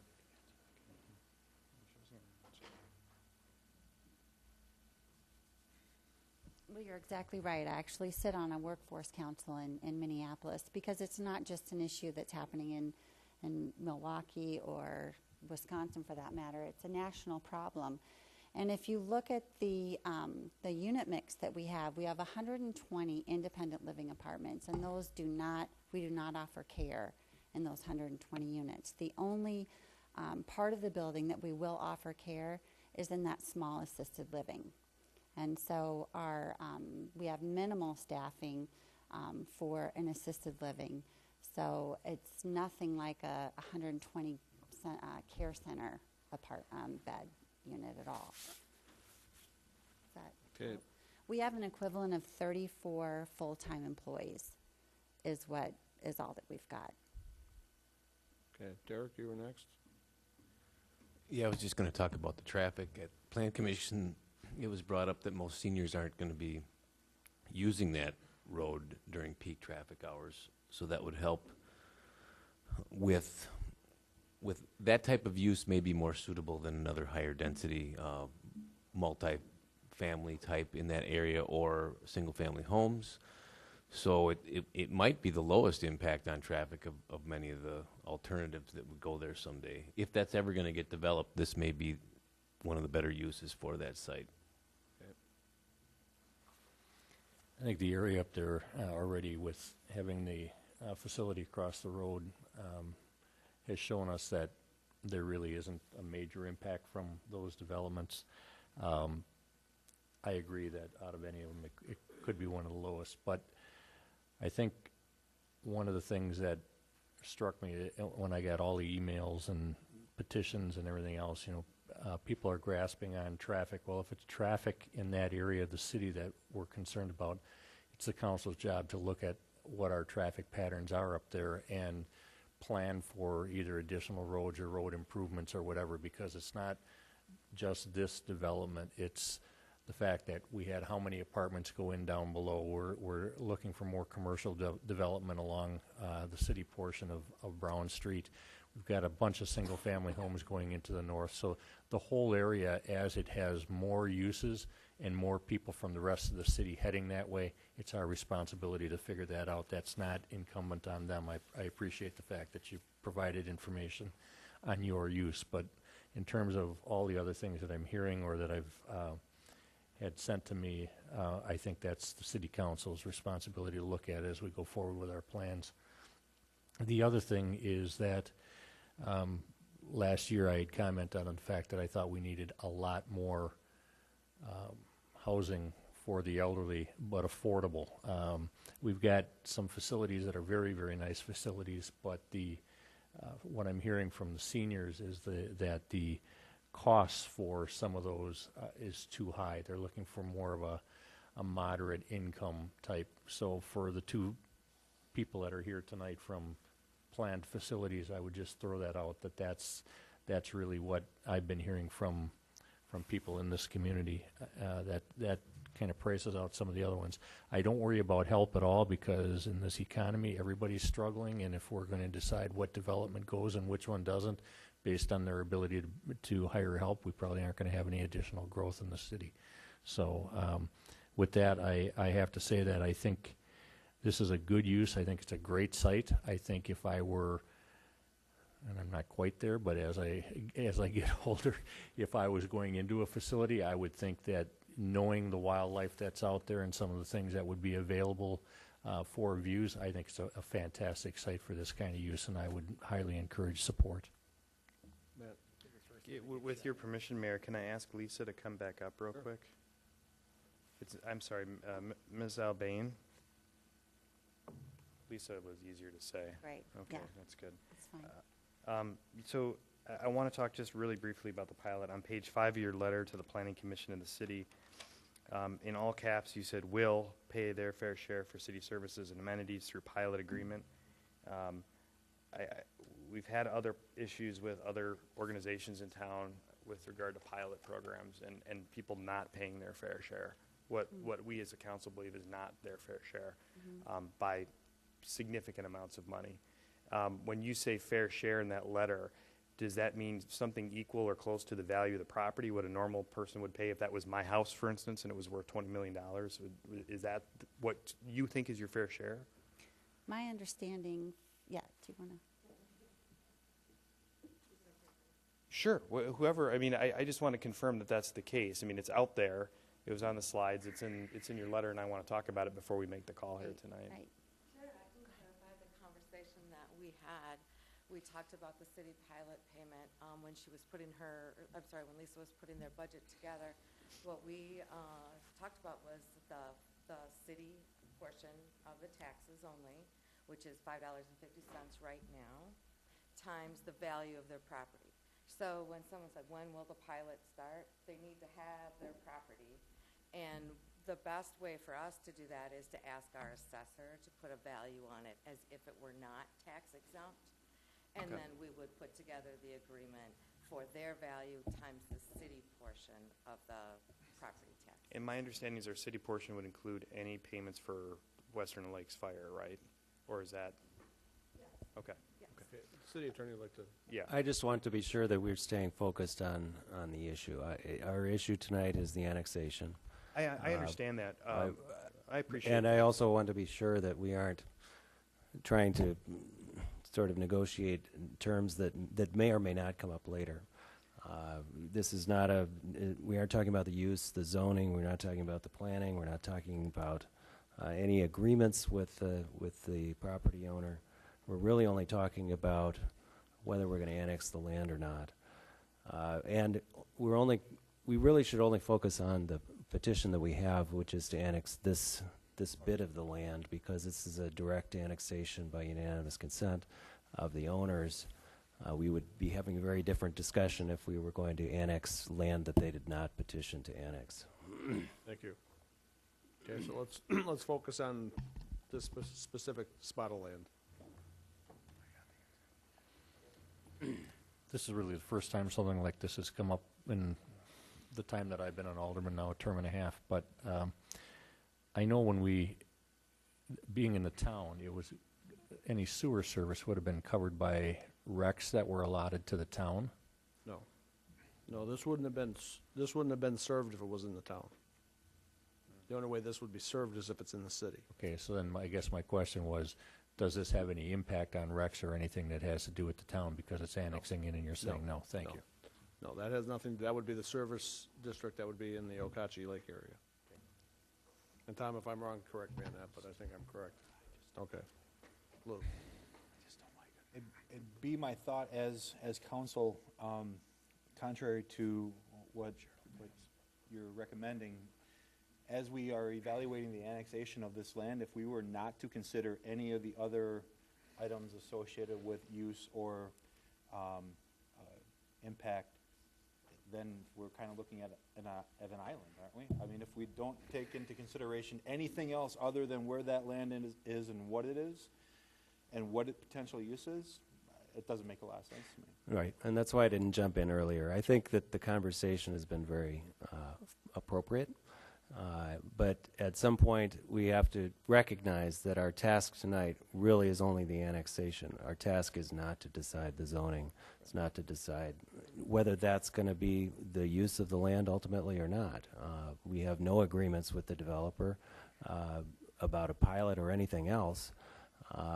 So the only issue, other than these conceptual discussions, which are completely appropriate, is whether to annex the land. Okay. Again, this is the first reading, too. So this isn't, just because we're doing the annexation reading tonight, that doesn't make it final. Okay, Derek? One of the things that we did at Plan Commission, when it came to us, we were going to have temporary zoning of high density, Part of the, correct? High density multifamily? Right. And we decided to go with urban reserve, so it would have to have something more solid in place before we just brought it in with. it comes in as urban reserve. Right. So And we're not zoning it at all. which was, I thought was a good move on Plan Commission's part. Right. So that we wouldn't end up with apartment buildings there. Right, and that was recommended by the city attorney. Matt, did you have something you wanted to add? Yeah, and you just made the point, I just wanted to clarify as well, we're gonna be, I mean, if the annexation proceeds, we will be back, obviously, for planning and a comprehensive plan, and all of those details, including the written pilot, would have to be part of that. So even if this land did get annexed, we still have to come back in for zoning, and as such, you're gonna have the opportunity to read that document in detail. I will also tell you, our reputation here in the city is valuable to us. We would not align ourselves with an organization that would come in and make these sorts of commitments, then come back to you a month later and say, sorry, we changed our mind. So while I understand this is strict to annexation, at the same time, it's our intention, as well as I know the group we're working with, that we are going to honor what we say, and if not, I can tell you I won't be in here with them, and I will be in here opposing it. So the bottom line is, we're going to do what we say, and that's who we're aligned with, and we look forward to getting to that point in the process where we can define those things better. Any other comments? Mike? Matt, why do you need to have it annexed to the city? Why wouldn't you build it with Town of Oconomo? Services primarily, looking so, for the city yeah, water and and again, sewer? yeah, our expectation was, given that there is $132,000, I'll call it a stranded assessment, I don't know what the actual term for it is, but the city has levied an assessment against this parcel if it ever gets annexed. So there were recs assigned, I think it's 132 recs, Yes. 130. Once it got annexed, yeah. Recs, yeah, Right. once it got annexed. So the services and the sizing of the pipes and things in that road were sized for it. So our expectation was that the city would want this in the city and would want that pipe utilized and want that pipe paid for ultimately. And at the end of the day, we feel a development of this size probably should have full services. Again, we haven't even talked to the town about this potential because that was just sort of our expectation all along. Matt? Yeah, I'm in favor of the project at this point. I think the traffic's not an issue. I mean, the people are not going to leave there if they got a theater and a bowling alley and everything else you're putting in there. So it looks like a great project. I don't want to get into a conceptual fight, but I agree with what Matt said and I agree with what you said. If this was just somebody saying, hey, annex this little island, we'd be like, why? So conceptually, they've brought these things in front of us. They've told us they're going to do a pilot. The developer who's going to purchase it and help work with them says, here's what we're going to do. I think we can discuss it. So not to step on your toes, city attorney, but I think we're totally fine talking about it. They brought it to us to talk about. Because if it was just that parcel we were looking at we're looking at the plan up here. So we can certainly talk about it. If it's just annexation, I'd say no. Why we don't want an island of 22 acres with nothing on it. So I'm in favor of it though. I think, let's do it.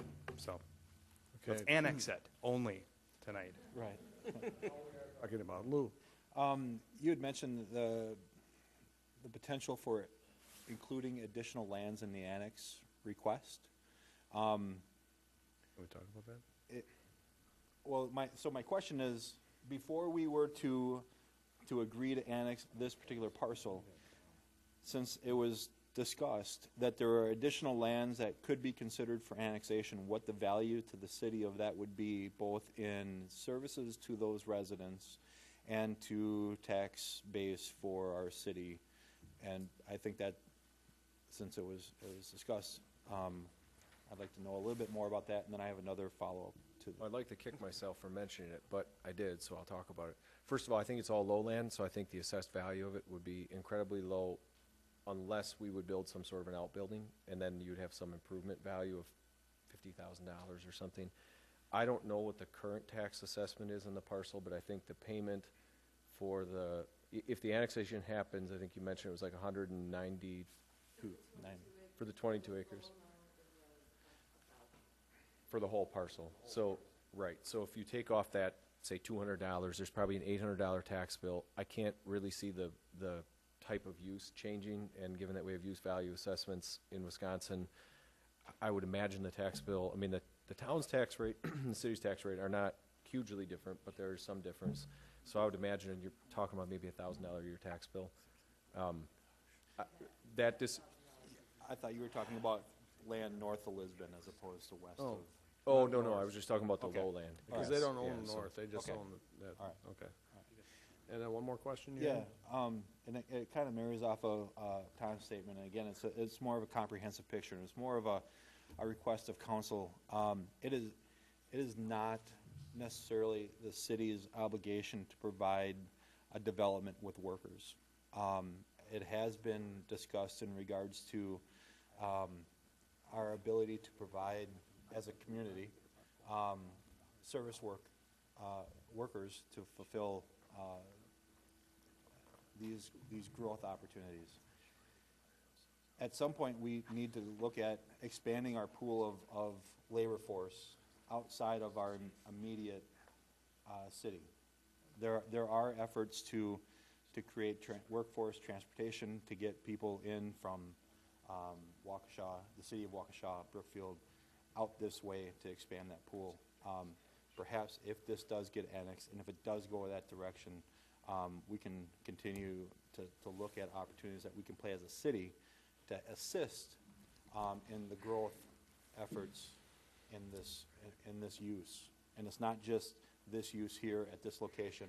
It's the 200 service sector jobs going into Fleet Farm. It's throughout our community. And especially when you're talking about care facilities, if you can't find somebody to properly staff it, then you're potentially jeopardizing the care of that individual who is living there, or closing down beds. And that has been discussed with some of the existing facilities in the area. So it is something that we should continue to look at from a council standpoint. Okay, any other comments? Okay, seeing none, we have a motion and a second on the floor. This is for the ordinance to annex the territory from the town of Oconomowoc. Call the roll, please. Alderman Miller. Aye. Alderman Rozak. Aye.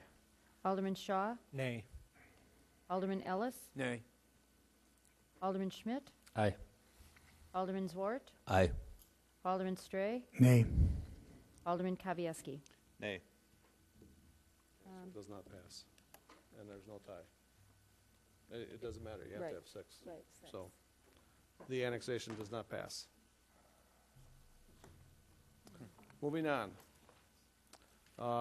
Next item is consider act on ordinance to amend the City of Oconomowoc Comprehensive Land Use Plan 2010-2030 for property located at 1101 South Silver Lake Street. We need a motion to give the ordinance its first reading. So moved. Second.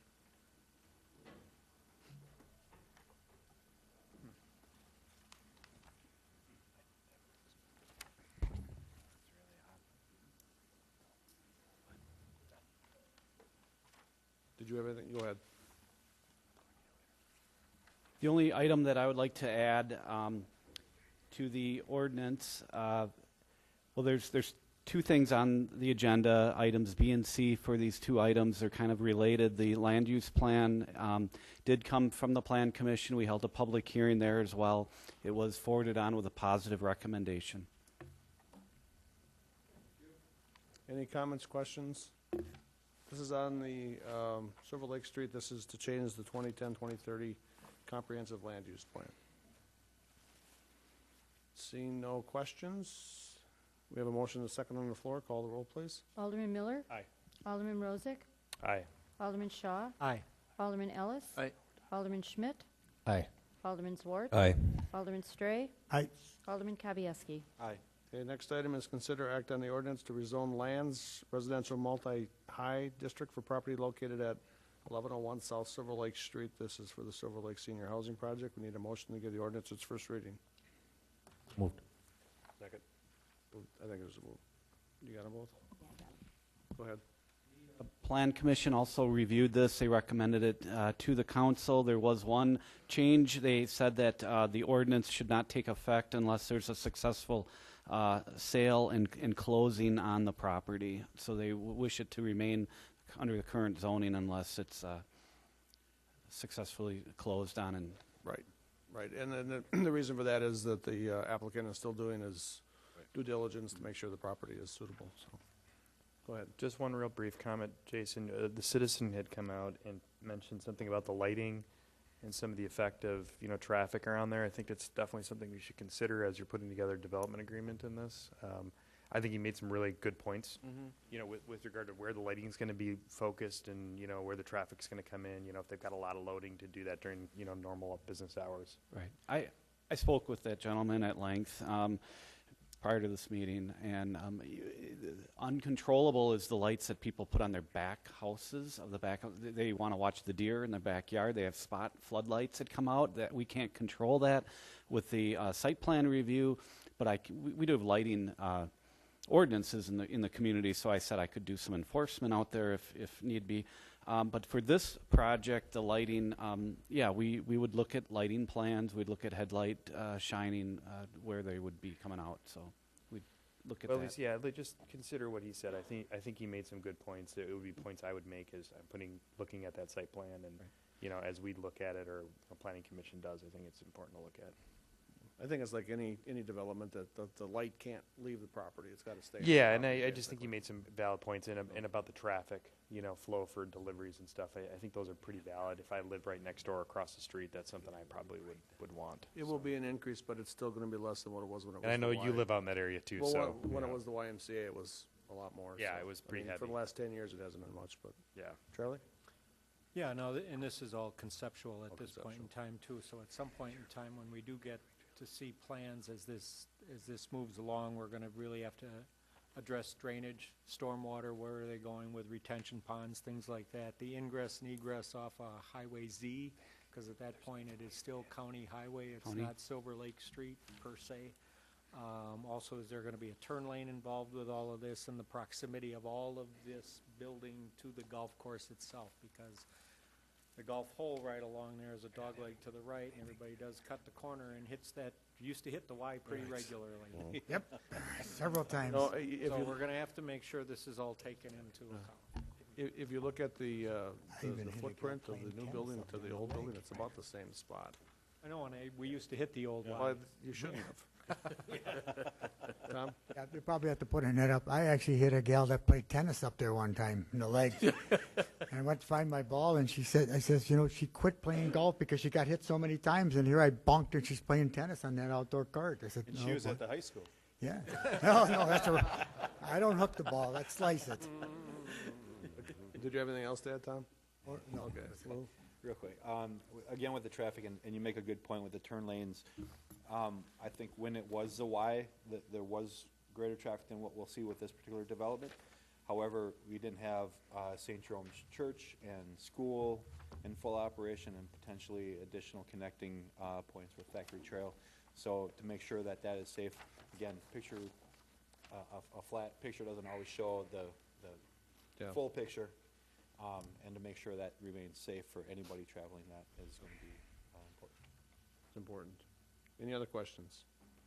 Seeing none, we have a motion and a second on the floor. Call the roll, please. Alderman Miller. Aye. Alderman Rozak. Aye. Alderman Shaw. Aye. Alderman Ellis. Aye. Alderman Schmidt. Aye. Alderman Zwart. Aye. Alderman Stray. Aye. Alderman Kavieski. Aye. Okay, moving on. Next item, consider act on conditional use permit for Fowler Lake Terrace condominium located at 515 East Grove Street. Need a motion to approve the conditional use permit? So moved. Jason? Thank you. The conditional use permit came before the Plan Commission actually back in December, but it was not forwarded on to you because one of the conditions of the permit is that a condominium plat had to be submitted. It took some time. There was some hurdles that they had to get over with the drafting of the plat. There were some lot line discrepancies. But now that the plat is completed, we took that and we reviewed it internally, and then we could place it on the Plan Commission agenda, who acted on that. That was a condition of the approval. So the conditional use permit is the first item before you. The request is to convert an existing structure in that it was initially zoned single family into a two-family.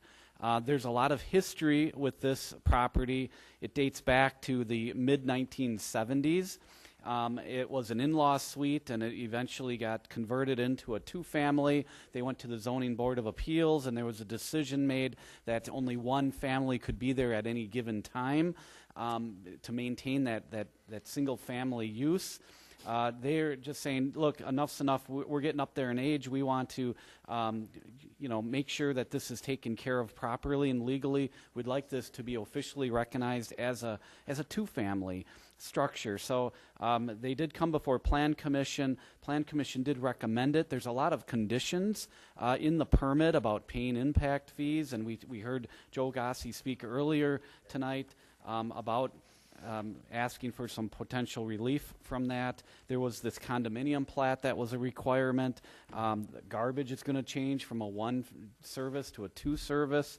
There's all sorts of the addressing of the units and piers and boat slips and again, fee payments for the utilities. So with all those conditions, the Plan Commission recommended approval of the conversion of the house into a two-family duplex upon issuance of the conditional use permit.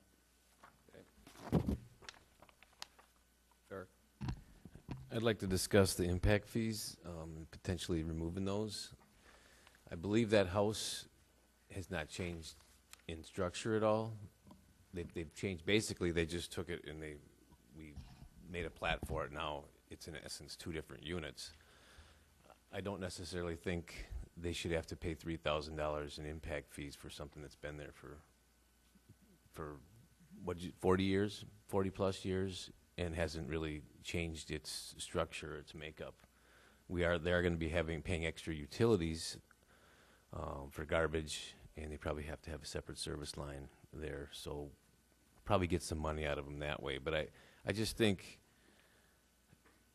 they're not like, it's not like they're adding on to their home or anything to create another residence. It's just that they're replatting it. So I'm going to let Sarah address this. Yeah, we had discussion about that when the proposal came into staff, and we understand that the structure is not changing, but the fact that they are creating an additional unit that does put, they can make that a full build-out additional unit. Per our city ordinances, we didn't see that we had any flexibility not to allow them to pay the impact fee because the impact fees are due upon permit of additional units within the city. So we took a look at that, but we didn't feel we had the flexibility under the city ordinances to do anything there. Okay, Matt? So are you saying that we don't have the flexibility, or you just don't think staff had the flexibility to waive that? I think we have the flexibility to waive that if we want. I don't know. We would probably need to talk with legal about that further. Your flexibility might come from the ability to change the ordinance. We'd have to look at the ordinance, see what it says.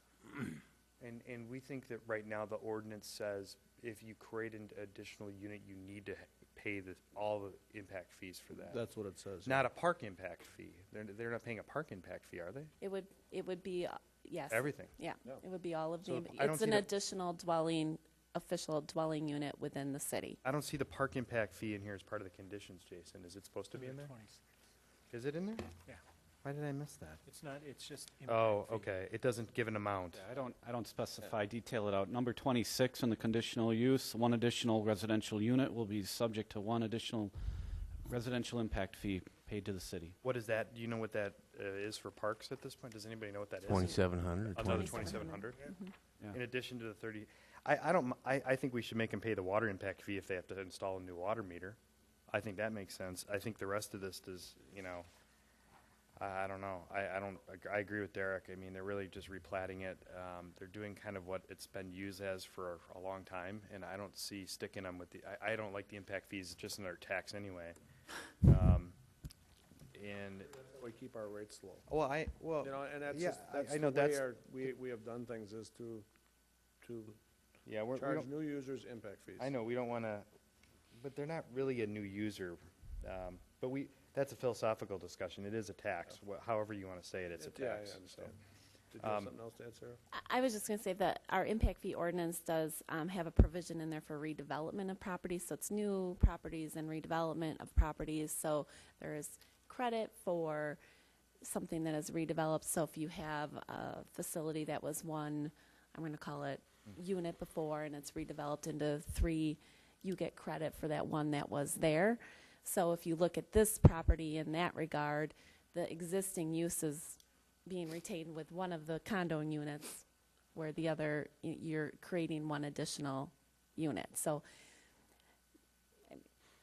that's how I would look at it within the ordinances. If I don't know that there's flexibility in the current ordinance language to waive it.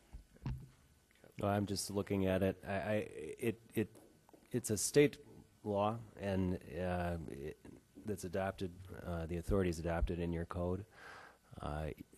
Again, the law doesn't have to be that way in your code. You could amend it and create some exception, but I'd encourage you to follow the But that law. would be a public hearing and 2 readings of the ordinance and Right. everything else.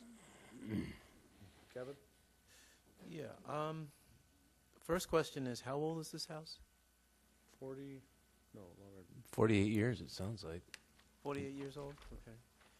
Yeah, I listed out the history. It was purchased in 1975 who constructed this addition. So the house dates back prior to 75, Okay. but the addition for this in-law suite at that time was, the addition was put on in 1977, so it would be about 40 years ago.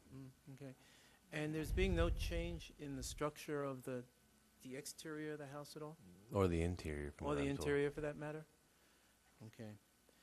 I don't see where, if we have the ability at this point to waive those impact fees, I would do that.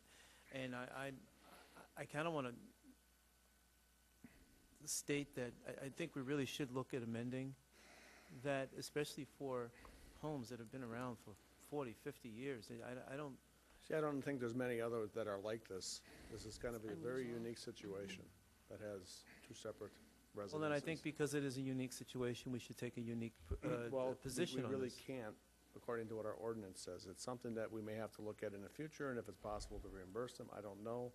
But it's not something we can waive today, I don't think. Well, I believe that we should look at it then.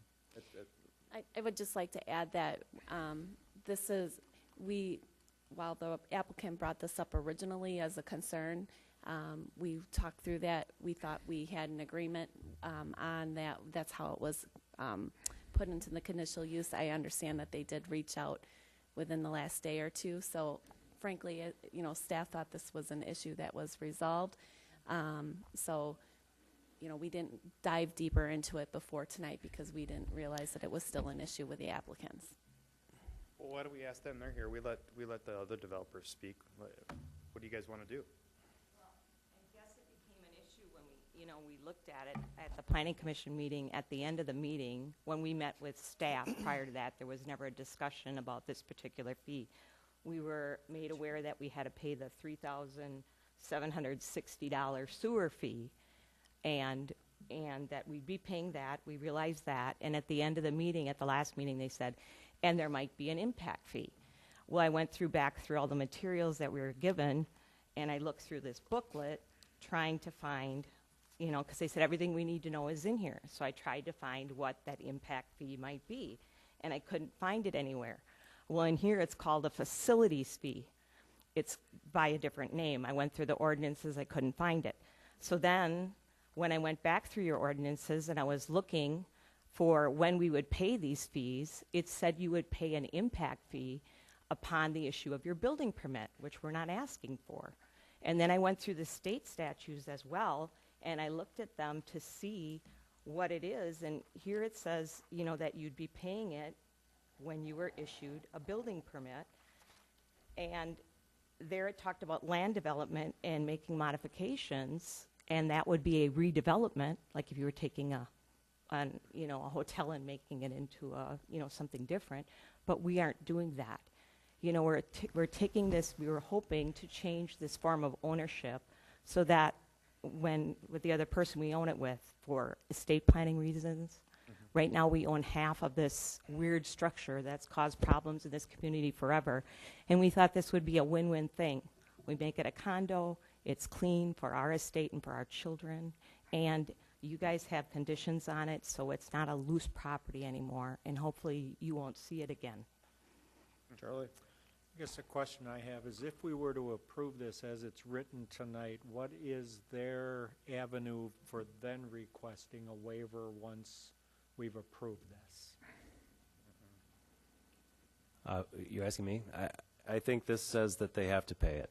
So I think if you wanted to give them an opportunity to waive it, we would have to modify 26 to say, subject to the applicant having the ability to seek a waiver or something like that. Another way of addressing it, I haven't done any research. I'm looking at it right now. I think there are some things that could be looked at about whether it really is required. Exactly. And so my suggestion in that case is that it could be modified in 26 to say impact fees shall be paid to the city at the time of or prior to the approval of the condominium plat unless the city attorney determines the impact fee is not required in this case. Would you recommend we delay this for a little bit then until we get some Ready for this? clarification as to what we can and can't waiver? What Oh, well, you could, but I don't know what the timing of the applicant I is. feel like we're shooting from the hip here. I'm looking at your ordinance, and it says redevelopment, and there's different things in here. It says, you calculate the total of the impact fee that would have been imposed on the property for the redeveloped use. Number 2, calculate the total amount of the impact fee that would be imposed on the property for its current use. And then 3, there's a formula in here, and when I read this, I was, I can bring it up here and let the attorney look at it. I think we need to postpone this until the next meeting. I don't think we're prepared. I'll move to table it. Don't say. No, say motion. Don't say table. No. Say. Just said it. Motion to postpone. Okay. Second.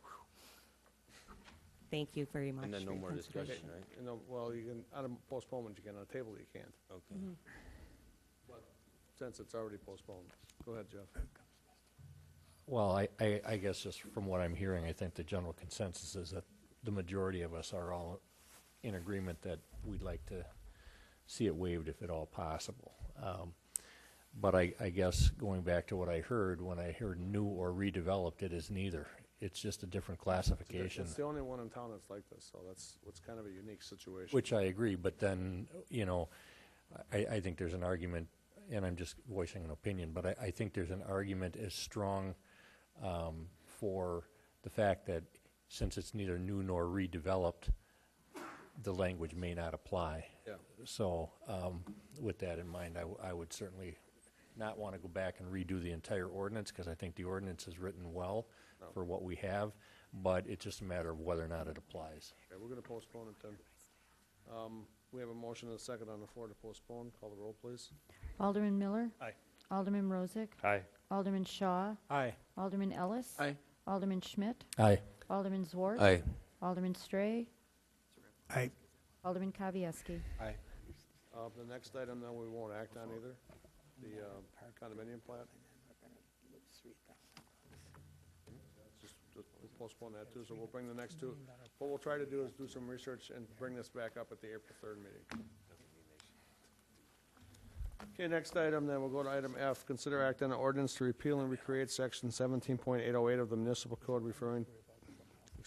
municipal code relating to procedures administrative of variance. This is to give its ordinance its first reading. Need a motion? Second. Jason? We held a public hearing on this ordinance. It's a text amendment to Chapter 17, the zoning ordinance, earlier this evening. No one spoke in favor or against it. This does come to you with a positive recommendation from the Plan Commission. This is more of a housekeeping item. Again, due to the recent court case determination, they really recommended that municipalities adjust their codes accordingly. During the Plan Commission meeting, legal said that they sent this memo to the up to 50 clients of theirs. Approximately half of them are currently underway doing this change. Thank you. Pat? I just have one real quick question on towards the end here. It's paragraph 9 now. It says the limited effect of the variance, and the change is that they have to get the work done pursuant to the variance, whether it's an area or use variance, within 1 year of the granting of the variance. And I'm just curious, and maybe this is a question to the city attorney or to you, Jason. 1 year might be, I think back to like when I was on the zoning board, we had the Porticello dispute, and some of those, when they had to start actually doing those, repairs to the building, and it took them a while. I don't know if they got it done in a year, but is a year long enough? I mean, would maybe something like 18 months be better, or are we stuck with what the case law has said? I mean, if we grant them more time. The only point here is to have a default so it doesn't hang out there forever. Right. And you could say 2 years, you could say 3 years, whatever time period you want to impose there. I mean, I'd like to amend it to 18 months. Is that too long, you think, Jason? No, I don't think so. Just to clarify for the council, that the 1 year was not part of that court case. That was something that, talking with our legal counsel, we did not have a expiration date, a sunset clause in our ordinance, and it was recognized that we're missing that, so we decided to put one in, and 1 year sounded appropriate. But if this council feels 18 months is a more, we could certainly change it. Charlie? Well, I think rather than put I'm okay with the 1 year. What I'd like to see was something like, and with the possibility of extension. Because otherwise, then is 18 months enough? Is 2 years what it should be? You know, I don't know, but there should be some way to request an extension. Right. Well, we can make that real easy. We could do that. If you adjusted the motion, I could Why does everyone always incorporate that look in. at me? Yeah, Because you always do it so. I mean, so what we could do is, unless there's anybody else that I like that idea actually, is that must be commenced by the issuance of permit within 1 year and variance granted. Maybe we could just put a parenthetical with the option for an additional 6 months extension or something. I mean, what do you? I think that makes sense. Do you, you like that? Or do you want to put something in the body? I of the think we have text? to be kind of careful. This is going in our zoning code. We can So, change it so at the part of the second reading. question I have is, who do they get the extension from? Planning. From the planner? Yeah. Administratively. I think we could vote on just the idea of the amendment. This is only the first reading, and then come back with the second reading with the language in it. From the extension standpoint, I'd like to have a finite number of extensions, so if. One extension for 6 months is what I was thinking. Yeah, so just so it's not forever. Forever, yeah. It just gives somebody a fallback. I mean, I think about Sobeys restaurant going in, they kind of needed more time. I mean, I could see that happening easy. You're rebuilding the whole building downtown or something. It could take you longer than a year, easy. So I think the concept is fine. What I will say is that the flexibility was already thought of in the first phrase, which was if they think they're going to need more than a year, they would raise it to the Board of Appeals before the variance is granted, and the Board of Appeals could give them as much time as the Board of Appeals thought appropriate. Where does it say that? It says unless specified otherwise by the Zoning Board of Appeals, blah, blah, blah. So it's So, already in there? I mean, you could leave it that way, or you could have two ways of getting the flexibility, first up front and then at the back end, if that's what you prefer. I think we should do the amendment still, because they could ask for the flexibility, but they might not know they need it. Then they have to come back, pay the fee again for another zoning variance if they expire and they don't get it done within a year. We want to avoid that hassle of having them come back, go back to the board, pay another $390 fee to planning, to have planning look at the same docs and say, yeah, we'll give you another year. And then they get another year, which we might not want. So I'll move to amend paragraph 9 and ask that the city attorney add a provision that provides for a 6-month extension of the 1-year provision to be administratively handled by the Department of Planning. A one-time 6-month extension. Ask that language be inserted as appropriate. We have a motion. Do we have a second on the Second. amendment? We have a motion and a second on the amendment. Any questions or discussion? Seeing none, call the roll on the amendment. Alderman Miller. Aye. Alderman Rozak. Aye. Alderman Shaw. Aye. Alderman Ellis. Aye. Alderman Schmidt. Aye. Alderman Zwart. Aye. Alderman Stray. Aye. Alderman Kavieski. Aye. Amended ordinance. Do we have any other questions on that? Jeff? I hate to do this, Jason, but I still am not totally sure I understand the difference. If you have somebody who is asking for a variance to put a garage closer to the lot line, is it the use of the garage, or is it the fact that he's too close to the lot line? That would be an area variance. Area is anything that has a dimensional standard. If it's a setback encroachment, a building height, a lot coverage, because that's a percentage, that's all dimensional requirements. That's all area type variance. So even if there was no garage there and they wanted to put a garage up and they needed a variance to do it, it's not the use of the garage, it's the area thing of putting the building too close to the lot line? If a garage is allowed in that zoning district, then it would be an area. Okay. A use variance, a common one, is to try to put a tavern in the middle of a residential neighborhood. That use just isn't allowed in a residential zoning, so that would need a use variance, and that makes it very difficult to grant a use variance, because that goes against all what zoning stands for. Okay. Any other comments or questions? Seeing none, we have an amended ordinance. Call the roll, please. Alderman Miller. Aye. Alderman Rozak. Aye. Alderman Shaw. Aye. Alderman Ellis. Aye. Alderman Schmidt. Aye. Alderman Zwart. Aye. Alderman Stray. Aye. Alderman Kavieski. Aye. Okay, under old business, we will move on to introduction of a resolution to vacate Rockwell Street. There's no action on this tonight, this is just. is there That's action? correct, Mayor. Yeah, just You may introduction. recall that this resolution came before the council a while back. The council had concerns, and we've spent some time and have worked out those concerns. So we're starting the vacation process for Rockwell Street over. The resolution tonight is just introductory. No action can be taken for at least 40 days, and at which time there would be a public hearing back before the Common Council, which would, more than likely be on May 1st. And during that 40-day time frame, this item will be on the Plan Commission agenda for the Plan Commission to provide a recommendation to the Common Council. Any questions? Can we get the paper to rescind that? They said that they sold the property to us. They Yeah, we did did. print It's a under the correction in the obituaries. Enterprise I didn't see it. under the, It's in on the the obituary obituaries. page. Good place to put it. Why don't you look at that? I'm always on that page. Anytime you want any real information, just go to that page. Yeah, okay. Lou? Dead streets, okay. We've had some really good conversation with this. Sarah, thank you very much for providing me with additional information associated with the process that we're going through. I have had a couple of residents along the isthmus raise some concerns. And I think we need to be aware of how this will impact not just the primary residence in the church and what happens with that when we vacate, but those on the opposite side of the street and how that could potentially change traffic flow and impact their area as well, and how we communicate back to them what is going on proactively.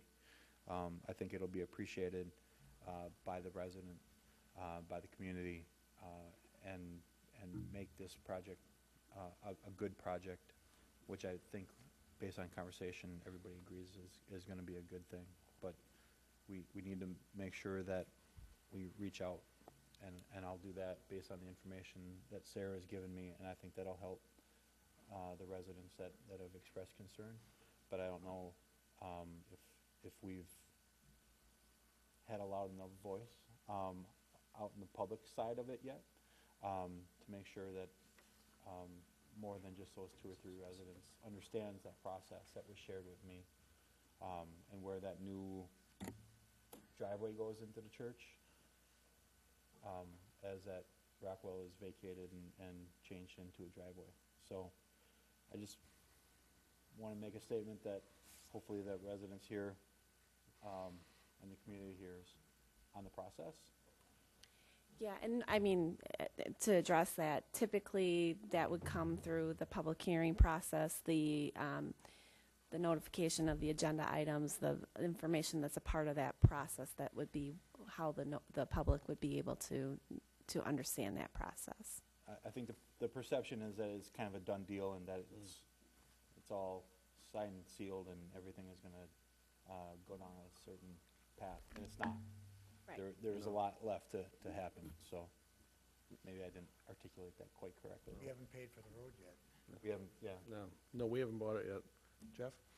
Mark, I just wanted to make you aware of the fact that I've already had 3 calls from either residents on North Lake Road or people just who use the downtown a lot, asking if that does get vacated and those are driveways, whether or not we're going to reestablish the turnaround on North Main.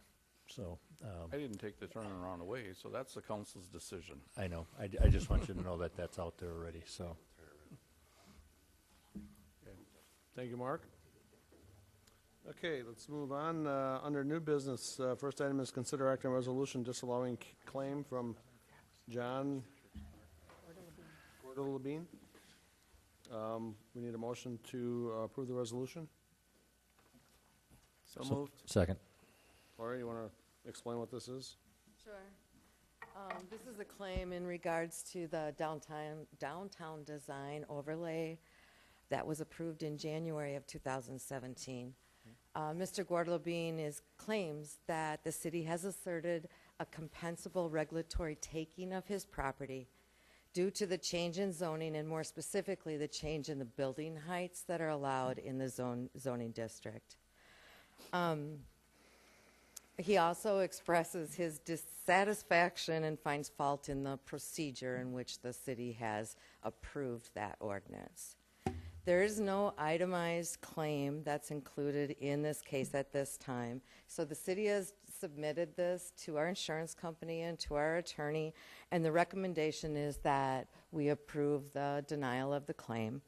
After this action, the city clerk will notify Mr. Guadalupe, and basically this starts a clock for him, giving him 6 months to contest the decision that you make tonight.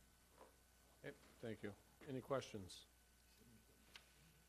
Seeing none, we have a motion and a second on the floor. Call the roll, please. Alderman Miller, So an aye is to disallow. To disallow, this is what we usually do, yeah. Alderman Rozak, Aye. Alderman Shaw, Aye. Alderman Ellis, Nay. Alderman Schmidt, Aye. Alderman Zwart, Aye. Alderman Stray, Aye. Alderman Kavieski. Aye. Item is presentation on proposed changes to refuse recycling collection contract. Mark? Yes, Mayor, I will just introduce this item and introduce Nate Austin from John's Disposal, who will be coming up here and talking to the council about a proposal that they'd like us to be considering with regards to our refuse and recycling hauling contract. There's a disagreement between the two parties on how an increase, or a decrease in the amount of it has arisen, and so we're going through the process, and based on our contract, if we're not in agreement, we could go to mediation. So they're here tonight to provide a proposal that they feel will allow us to avoid mediation. So, Okay, so this is just a presentation. We are going to take this up later in closed session. Closed correct? session, yes, So sir. This is just a presentation. After that, we'll take it to closed session after we get done. and so here's Nate Austin. Good evening, council. Thank you for taking the time to hear our proposal. As Mark said, I'm Nate Austin with John's Disposal. We've served the city since 2015. We've transitioned you from up the drive service to fully automated collection with bulk and yard waste pickup. In that time, we've seen some significant positive impacts for the city, including a 100% increase in recycling. Our call volume is extremely low from city residents regarding complaints in our service, and some other good things as well. But during this time, the contract dispute that Mark mentioned is based on our annual rate adjustment. The language in the contract, John's has a legal opinion basically stating that we believe that the maximum and minimum is outlined at 2.65%. The turn last year went negative to a tune of 6.83%. And so the city essentially has said, we want to reduce our rates by that amount. Johns has said, we have a legal opinion stating that we believe it should only go down 2.65%. We've had some meetings with our attorneys, with Attorney Larson and Riffle, and with Mark. And we've come together with the proposal before you tonight that essentially deals with three main things. The first is our bulk item collection. I don't know how familiar you are with your bulk item collection, but our contract states that a resident can put one item by the curb each week. Since the beginning of our contract, John's has worked very hard to have our drivers take everything every time because we feel that that helps to keep the city clean. We've done that at our own expense. And it's also been our experience that when residents put out one item, they put out more than one item. So if you drive through the city, we feel that you will see this, you will experience it, maybe you've done it, probably not. So that's the first item that we want to talk about. The second is with recycling collection. We believe that not in the last 2 years, in the last 5 years, but month to month, the increase is incredible, has a lot to do with what we call the Amazon effect, online ordering, cardboard boxes, an increased amount of things that are recyclable. So essentially in our proposal, what we would like to offer the city is to move to weekly collection for an additional cost, but would add another 26 collections per residence per year. And then the last one is with our rate dispute. John's is in our proposal, which we consider this to be a package deal. John's is willing to offer a 4% reduction for that term that's in question. Okay. Go ahead. Can I comment on this at all? Or, I mean, I guess I'm questioning why we're going to closed session to talk about this in the first place. We have to debate it. It's contract negotiation. Well, I just want to comment on the ideas you guys propose and not the dollar amounts. Maybe. Can you do that? Can I do that? Well, about the collection services? I think you can. Just remember that we don't want to harm our negotiating position because we are engaged in negotiation. Yes. So you really probably shouldn't say anything. I don't think we should be going to closed session anyway, but Well, I just don't feel personally it's a huge deal, and we should talk about our reasonings behind it. If somebody puts out a little bit every week to get rid of a pile of whatever the extra stuff to have at their house, isn't it the same amount as if they would just put it out there all at once instead of making you come down the street the whole? Yeah, in our proposed solution, and I forgot to mention this, but in our proposed solution, we're asking that instead of it go from one item per week to an unlimited amount of items once per month, but residents need to call us to schedule that. There's a great deal of efficiency that is gained rather than driving every city road every week. When we can start to schedule that, there's a considerable savings. There's a savings for the road. And from a residential standpoint, there's a great amount of value added for people who are putting out more than one item, which in our experience is the majority of residents. So is what you're saying then the fact that you would still do the one a week, but if you wanted more than one a week? No, this would be in place of. I was kind of skeptical at first when you guys took over, but I really think you're doing a great job, a really great job. Thank you. And now with this extra, more and put one or two more things out on the street, well, you pay those guys that come around and pick the stuff up at night and things like that, or? So this is, again, like I said, just a presentation. We are going to take this up in closed session. I want to make sure I understand, you're going to, in this, what you've proposed, we'll be doing recycling pickups every week as opposed to every other week. That's what they're proposing. Yeah, that's Okay. correct. Okay, good. Let's move on to the next item. Thank you. Thank you. Next item is staff reports, wastewater department annual report.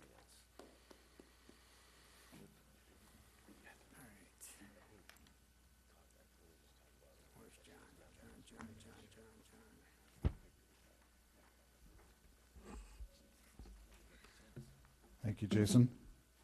Okay, I realize it's getting late. I'll make this as brief as possible. I want to preface this by saying that this report deals with three big functions of our operations. First of all, our wastewater treatment operations, our watershed program, and then also our city safety program for employees. So, with that, okay. So our priorities for our wastewater utility, first of all, for treatment is, of course, environmental protection, and this relates to complying with our WPDS permit. Providing sanitary sewer service to our customers, reliable and consistent, and efficient services relating to keeping our sewer rates low. And I think you can recall from previous rate studies and rate reviews that we've done, we're usually in the bottom half for sure of those surveys, sometimes in the bottom third. So I think we do a good job of keeping our rates low. And then lastly, the safety of our employees and of our customers. So to look at the compliance with our permit, first of all, the report that we do annually for DNR is our Compliance Maintenance Annual Report. And for 2017, we've had another perfect year of a score of 4.0. So we've got the 8th consecutive year running. We do, however, continue to see violations of chloride limits, but they don't affect the score of this report. So we'll talk about that a little bit later. So looking at the year in review, the top green line is our flow, and you can see how the wet weather in the first part of the year reflected in those high peaks. And then the blue and red are our main permits for water quality, and those are basically at the bottom of the chart with the summer permit limit at 10 and the winter permit limit at 15, so you can see how far we're below our permits. And then the level of detection actually is the line that is drawn at 2. So you can see our suspended solids are oftentimes below the limit of detection of analysis. I want to talk about staffing changes that we mentioned last year in our report. In the fall of 2016, we had 3 staffing changes, one of those being a complete modification of one of our positions. So I want to talk about the operations foreman, the maintenance mechanic, electrician, and our utility technician. And this is what I deemed as our formula for success. First of all, our operations foreman, Tom Dixon, has taken over, and he's brought enhanced mechanical skills to this position that we didn't have before. He also was very experienced in our collection system maintenance and brings to this position also some elevated computer skills. So this has worked out very well. Our maintenance mechanic electrician, this is the position that we modified from a previous operator position at the plant. And this has been a big hitter for our utility. So we've added electrical expertise here and the proper licensing to make sure that we have our workforce working under the proper credentials. It also ensures a level of safety and compliance with work rules, both OSHA and DSPS in our state. We reduced our dependence on outside contractors for all of our city departments because Scott works in all of our departments. He's touched every one of our buildings in the last year and a half and a lot of our parks facilities. Hard to put a handle on what we've actually reduced our costs by, but I estimate probably about $40,000 a year. This also allows us to address needs more timely and efficiently. For instance, if we have a need in the city, we do not have to wait for a contractor to arrange a schedule around us. Oftentimes we can address these needs the same day. And then Brian Gens, our utility technician who came to us from Exonia, handles all our collection system long and short-term maintenance, including all of the things you see listed there. And our system now has grown to 112 miles long and 2,200 manholes. Last year was a robust growth year for our system. You saw all the activity above ground. We saw all the activity below ground. So in these areas circled on the main wall map that we call it are basically where we had sewer extensions throughout the city, totaling 13,500 feet. And interesting that these areas of growth will provide about 435 RECs in the future. But as a note here, we lost actually 325 RECs of usage when we lost our large industrial customer and the Olympia complex. So when you look at the year as far as a net gain of RECs that we're going to be serving, it's 100 RECs. Not much change at all, depending on how those facilities will be reused in the future. Safety and lost time in the wastewater utility. We had another year of no lost time accidents. So we're at 5,977 days, or 16 plus years without a lost time accident. We continue our daily stretches, which is now over 20 years. We could all get up and do that, by the way, right now. It'd probably do us a lot of good. You probably would. Right? Okay, WPDS permit. We had our revoking process and reissue process that was initiated in 2015 as a result of our adaptive management plan. The public hearing was held in late May. We were expecting our reissuance in September. However, that's been delayed due to some chloride language that we're discussing with DNR. So we're hoping to have this reissued in conjunction with the city's MS4, the stormwater permit, next year. Question mark, because you never know with this type of process. So I mentioned chlorides before. This is our biggest single issue with plant operations. We had permit exceedances in January of 2017, and again this year, January, February, and March. It affects our biological process as well as giving us chemical imbalance issues, which affects our effluent quality. So we continue to look at that, and that's also part of the discussions that we have ongoing with DNR. So going into our watershed program then, just an update on that.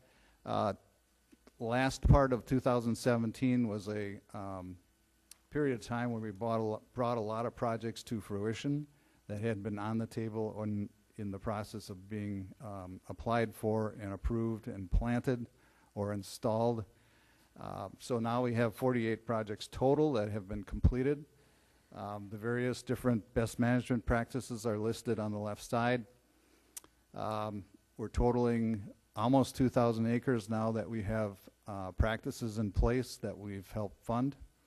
And this is a great list as far as progress in the watershed program. And it's also including 2 stormwater projects in the city, which is the Boardwalk project and the outlot next to Hickory Wood 3. We also had our Mud Chaser program get off the ground in 2017, which addresses storm events throughout the watershed. We now have 29 volunteers in this program that are getting out either at the end of weather events or just after those events to look at what's going on the ground. So this has given us a lot of valuable information. Our Farmers for Lake Country group continues to be a very active part of our program. And if you recall last year, I mentioned that we'd be putting planes in the air doing an aerial seeding program. We actually ended up with a helicopter in the air instead of planes due to the ability to fly into fields more effectively. So that program was a great conservation effort as well as great PR. If you ever want to get the attention of people, just put a yellow helicopter in the air. It generates a lot of questions. So we had a lot of positive actual results from putting the helicopter in the air. We probably could have got the PR without the basket below the helicopter. So this picture shows you an example of the aerial seeding program and what this does. Basically, between the corn rows, you can see sprouting cover crops. So the whole idea here is to get cover crops grown into standing corn or standing soybeans early enough in the year so that those crops can be established and have a cover crop on the ground throughout the winter season and spring. So this spring, we'll see the results of this aerial seeding program. So just another picture of how this worked. Basically, the helicopter returned to refill with seed, and then he'd go out to the field. So we did about 240 acres on average per year, or per day, during this program. Another example of the cover crop growing on a field up near the bypass. Okay, so looking ahead in this program, 2018, we're going to be looking at the hot spots that we call them throughout the watershed, and these have been generated by our Mud Chaser program. So it's a little bit refocusing. Prior to this, we took just about any and every project we could and got the best management practices initiated, either working with NRCS or directly with the OWPP and the landowner. This year we'll be focusing on these hotspot areas to get at the most erosion and the biggest critical issues that we have. So monitoring at the confluence, this is a graph showing the last 3 years of the total phosphorus levels at the confluence where the Oconomowoc River hits the Rock River. And we've developed a real consistent pattern here. You can see the red shaded areas are the months of May and June. And it's also the months where we're seeing the peaking of the total phosphorus. So we know that these months are going to be our toughest months going forward. And it's basically a very logical scenario. You've got ground that has crops that are coming up that they're not completely up out of the ground, or they're just out of the ground, and you get the highest rainfall months. So those two things work against us as far as erosion. As far as our city safety program now, 2017 was a banner year. We had 0 lost time days for all of our city employees. That's 120 full-time employees and literally hundreds of part-time seasonal employees. Low injury rates, low workman's comp claims, and low restricted duty. So kudos to all of our employees who are following our policies and taking care of themselves as well as their coworkers. This graph demonstrates how good 2017 was compared to the previous 14 years on this graph. And then this all relates to dollars eventually. Our experience modification rate is what our insurance agents use to evaluate our workman's comp rate that we pay. And this graph represents 0.5 to 1.9 on a scale. So basically the value of 1 is an average community with the average amount of workman's comp claims. So our last value that we received through this process is 0.65, which is almost as low as you can go. So it reflects the good history you had in the last 3 years, and the 0.65 is worked into the formula for calculating our workman's comp insurance premiums. So it directly affects the premiums we pay. So the lower the number here, the lower our insurance premiums. So I just want to say a thank you to our wastewater staff. This is our group here, including our new operations foreman, Kevin, who's with us tonight. And then also a thank you to you for your continued support. So at this point, be open to any questions. Go ahead, Tom. It isn't a question, but I just want to, this is your last attempt at doing all this, I believe. April 1st is your last day. Yes, it is. Well, you know, we had Souza here before, we should get Guy Lombardo in here to, you know, the old Lang Syne. But, you know, I've never seen a guy with so much compassion as you had for your job. Thank you. And I just thank you. It's just an amazing, amazing, amazing job. Thanks. Go ahead. Yeah, I would echo that. And Tom, I do have a couple questions. With the city switching, I shouldn't say switching, but using more of the brine mixture, does that have an effect over the normal salting procedures? And is it better or worse? Theoretically, it's supposed to improve our operations and thus reduce the amount of salt that's necessary to address a typical storm. I think it's too early to tell. There's so many variables in just the way a storm presents itself. We also know that the road beds are saturated with chlorides underneath the pavement, so it's going to take a long time to flush that out of the system. So there's many, many variables that go into what actually ends up at the plant. So I guess my question is, I don't know yet. Okay, and that's fine. Every time we talk about this, and you know I brought it up at a lot of committee meetings, I mean, I would really like to see us do a public education thing with our community, because I think that there are a lot of streets that we do clear, which, curb to curb, which on the one hand is great, on the other hand it's not so good for our environment and certainly not good for your plant, and I'm guessing there's a trade-off there, and so I'm hoping that you can pass that along, because I think I'm hoping that working with Mark and getting some additional equipment, et cetera, that we can come up with some programs that will help that. I'm sure it'll be better on the plant, and I think it's great you can get a helicopter to hang in the air without the propeller going around. Yeah. That is amazing, isn't it? I'd like to echo the comments Developments. You have exhibited best in class in everything that I've seen you participate in, and I feel very fortunate to have been on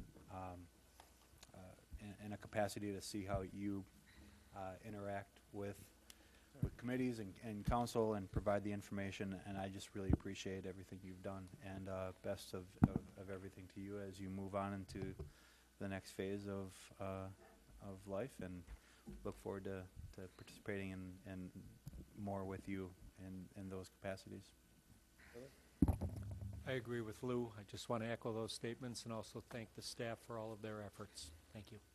Right, and I do have one more staffer in the room tonight, and that's Mary Moresco, who's been with our utility for almost as long as I have, 23 years, I think. Mary does a super job keeping us all in line. So You lead the exercises?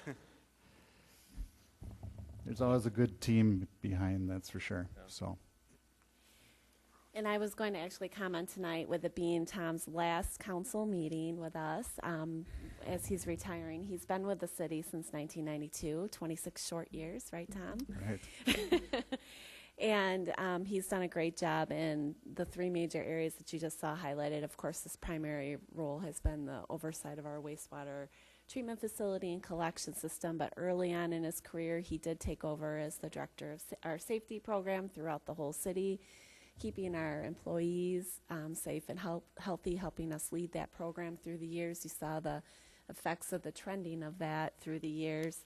And then most recently, of course, with the watershed protection program and what we're doing there with our efforts to not only address our permit requirements at the plant, but do what's right for the environment and in our watershed. So I want to just thank you, Tom, for your leadership through the years.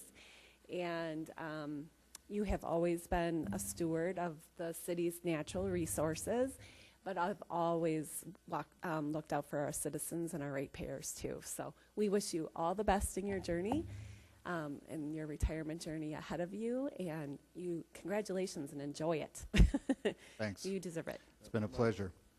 I just want to say kudos, congratulations. You do a fantastic job for the city. I really appreciate what you've done for the watershed, how you've got that ball rolling and stuff like that. Thanks again for your time. And I just want to add too, it's, you started 2 years before I did. And Okay. I was on the utility committee for years, and it was always, you always knew that there wasn't going to be issues with the wastewater system because everything was run perfect. And I just want to congratulate you, and hopefully you enjoy your retirement, and we're going to miss you around here. So congratulations. I think he needs an ovation.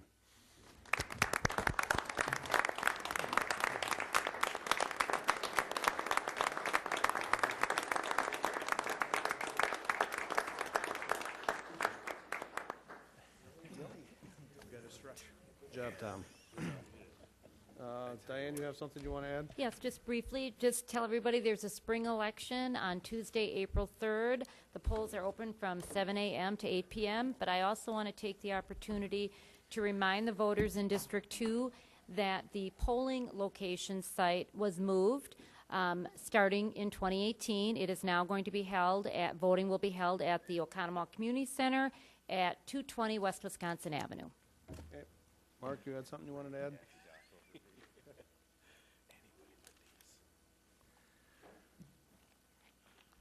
Thank you, Mayor. I just wanted to update the council on some situation that's taken place over the last couple of weeks with the Worthington Street Railroad crossing. I believe in most of the time that I've been here, or at least Tom Steinbach, probably had about two incidents involving semis with that crossing. It's signed for low undercarriage because of the hump that the tracks make. Well, we've had two semis, and they were the normal semi-trailers get caught onto the tracks over the last week. And so this is a huge safety concern because, as we know, trains don't stop very quickly. So next week we're going to be meeting with the railroad and Alexander Lumberyard and our engineer, and we're going to work on a design. The Lumberyard has agreed to close off their one driveway, which will allow us to reconstruct the street in that area so it doesn't have such a quick drop-off when you're heading south. And temporarily we're going to be signing that. and detouring the trucks to go around, down South Street to Concord, then back up Second Street to get through that area. But just wanted to make you aware of that. Okay, thank you, Mark. Any other staff reports? Nothing else. Reports and comments from Alderman? Lou? Mark, thanks for that update. It kind of plays into some discussion that we had in communication to the community. Hopefully, we provide updates on the website, not only for that activity, but for any closings of any lanes associated with construction that's going on. I was on the website earlier this week, and right now I don't think there's any updates for 2018 as of yet. It's reflective of 2017, and we're underway with lane closures. So, well, the lane closures is out there on the website as of the day that it occurred. As of yesterday. Right. So hopefully we get ahead of it. Yeah. And again, we do a great job when we're engaged with the activity, but we need to let the community know a little bit more in advance. Right. Any other comments from Alderman? Seeing none, and reports and comments from the mayor, I just wanted to remind everybody as well, there is election in 2 weeks, and it's not just city, it is school district, it is county supervisor, it is county judge, it is state Supreme Court. So it's an important election, and not just if you're not interested in city politics as much, you still have school board, you still have county, you still have state. So I want to make sure everybody gets out and votes. That's all I had. I also want to wish everybody a happy Easter. We won't be meeting again until after Easter, so enjoy the holiday. Next item is to go into closed session per Wisconsin Stats 19.85, paren 1, paren E, deliberating negotiating the purchase of public properties, the investing of public funds, or conducting other specified public business whenever competitive or bargaining reasons require a closed session. 2 items: contract negotiations with John's Disposal and a property acquisition. So we need a motion to go into closed session. So moved. Second. Moved and seconded. Call the roll, please. Alderman Miller. Aye. Alderman Rozak. Aye. Alderman Shaw. Aye. Alderman Ellis. Aye. Alderman Schmidt. Aye. Alderman Zwart. Nay. Stray. Alderman Kavieski. Closed session now.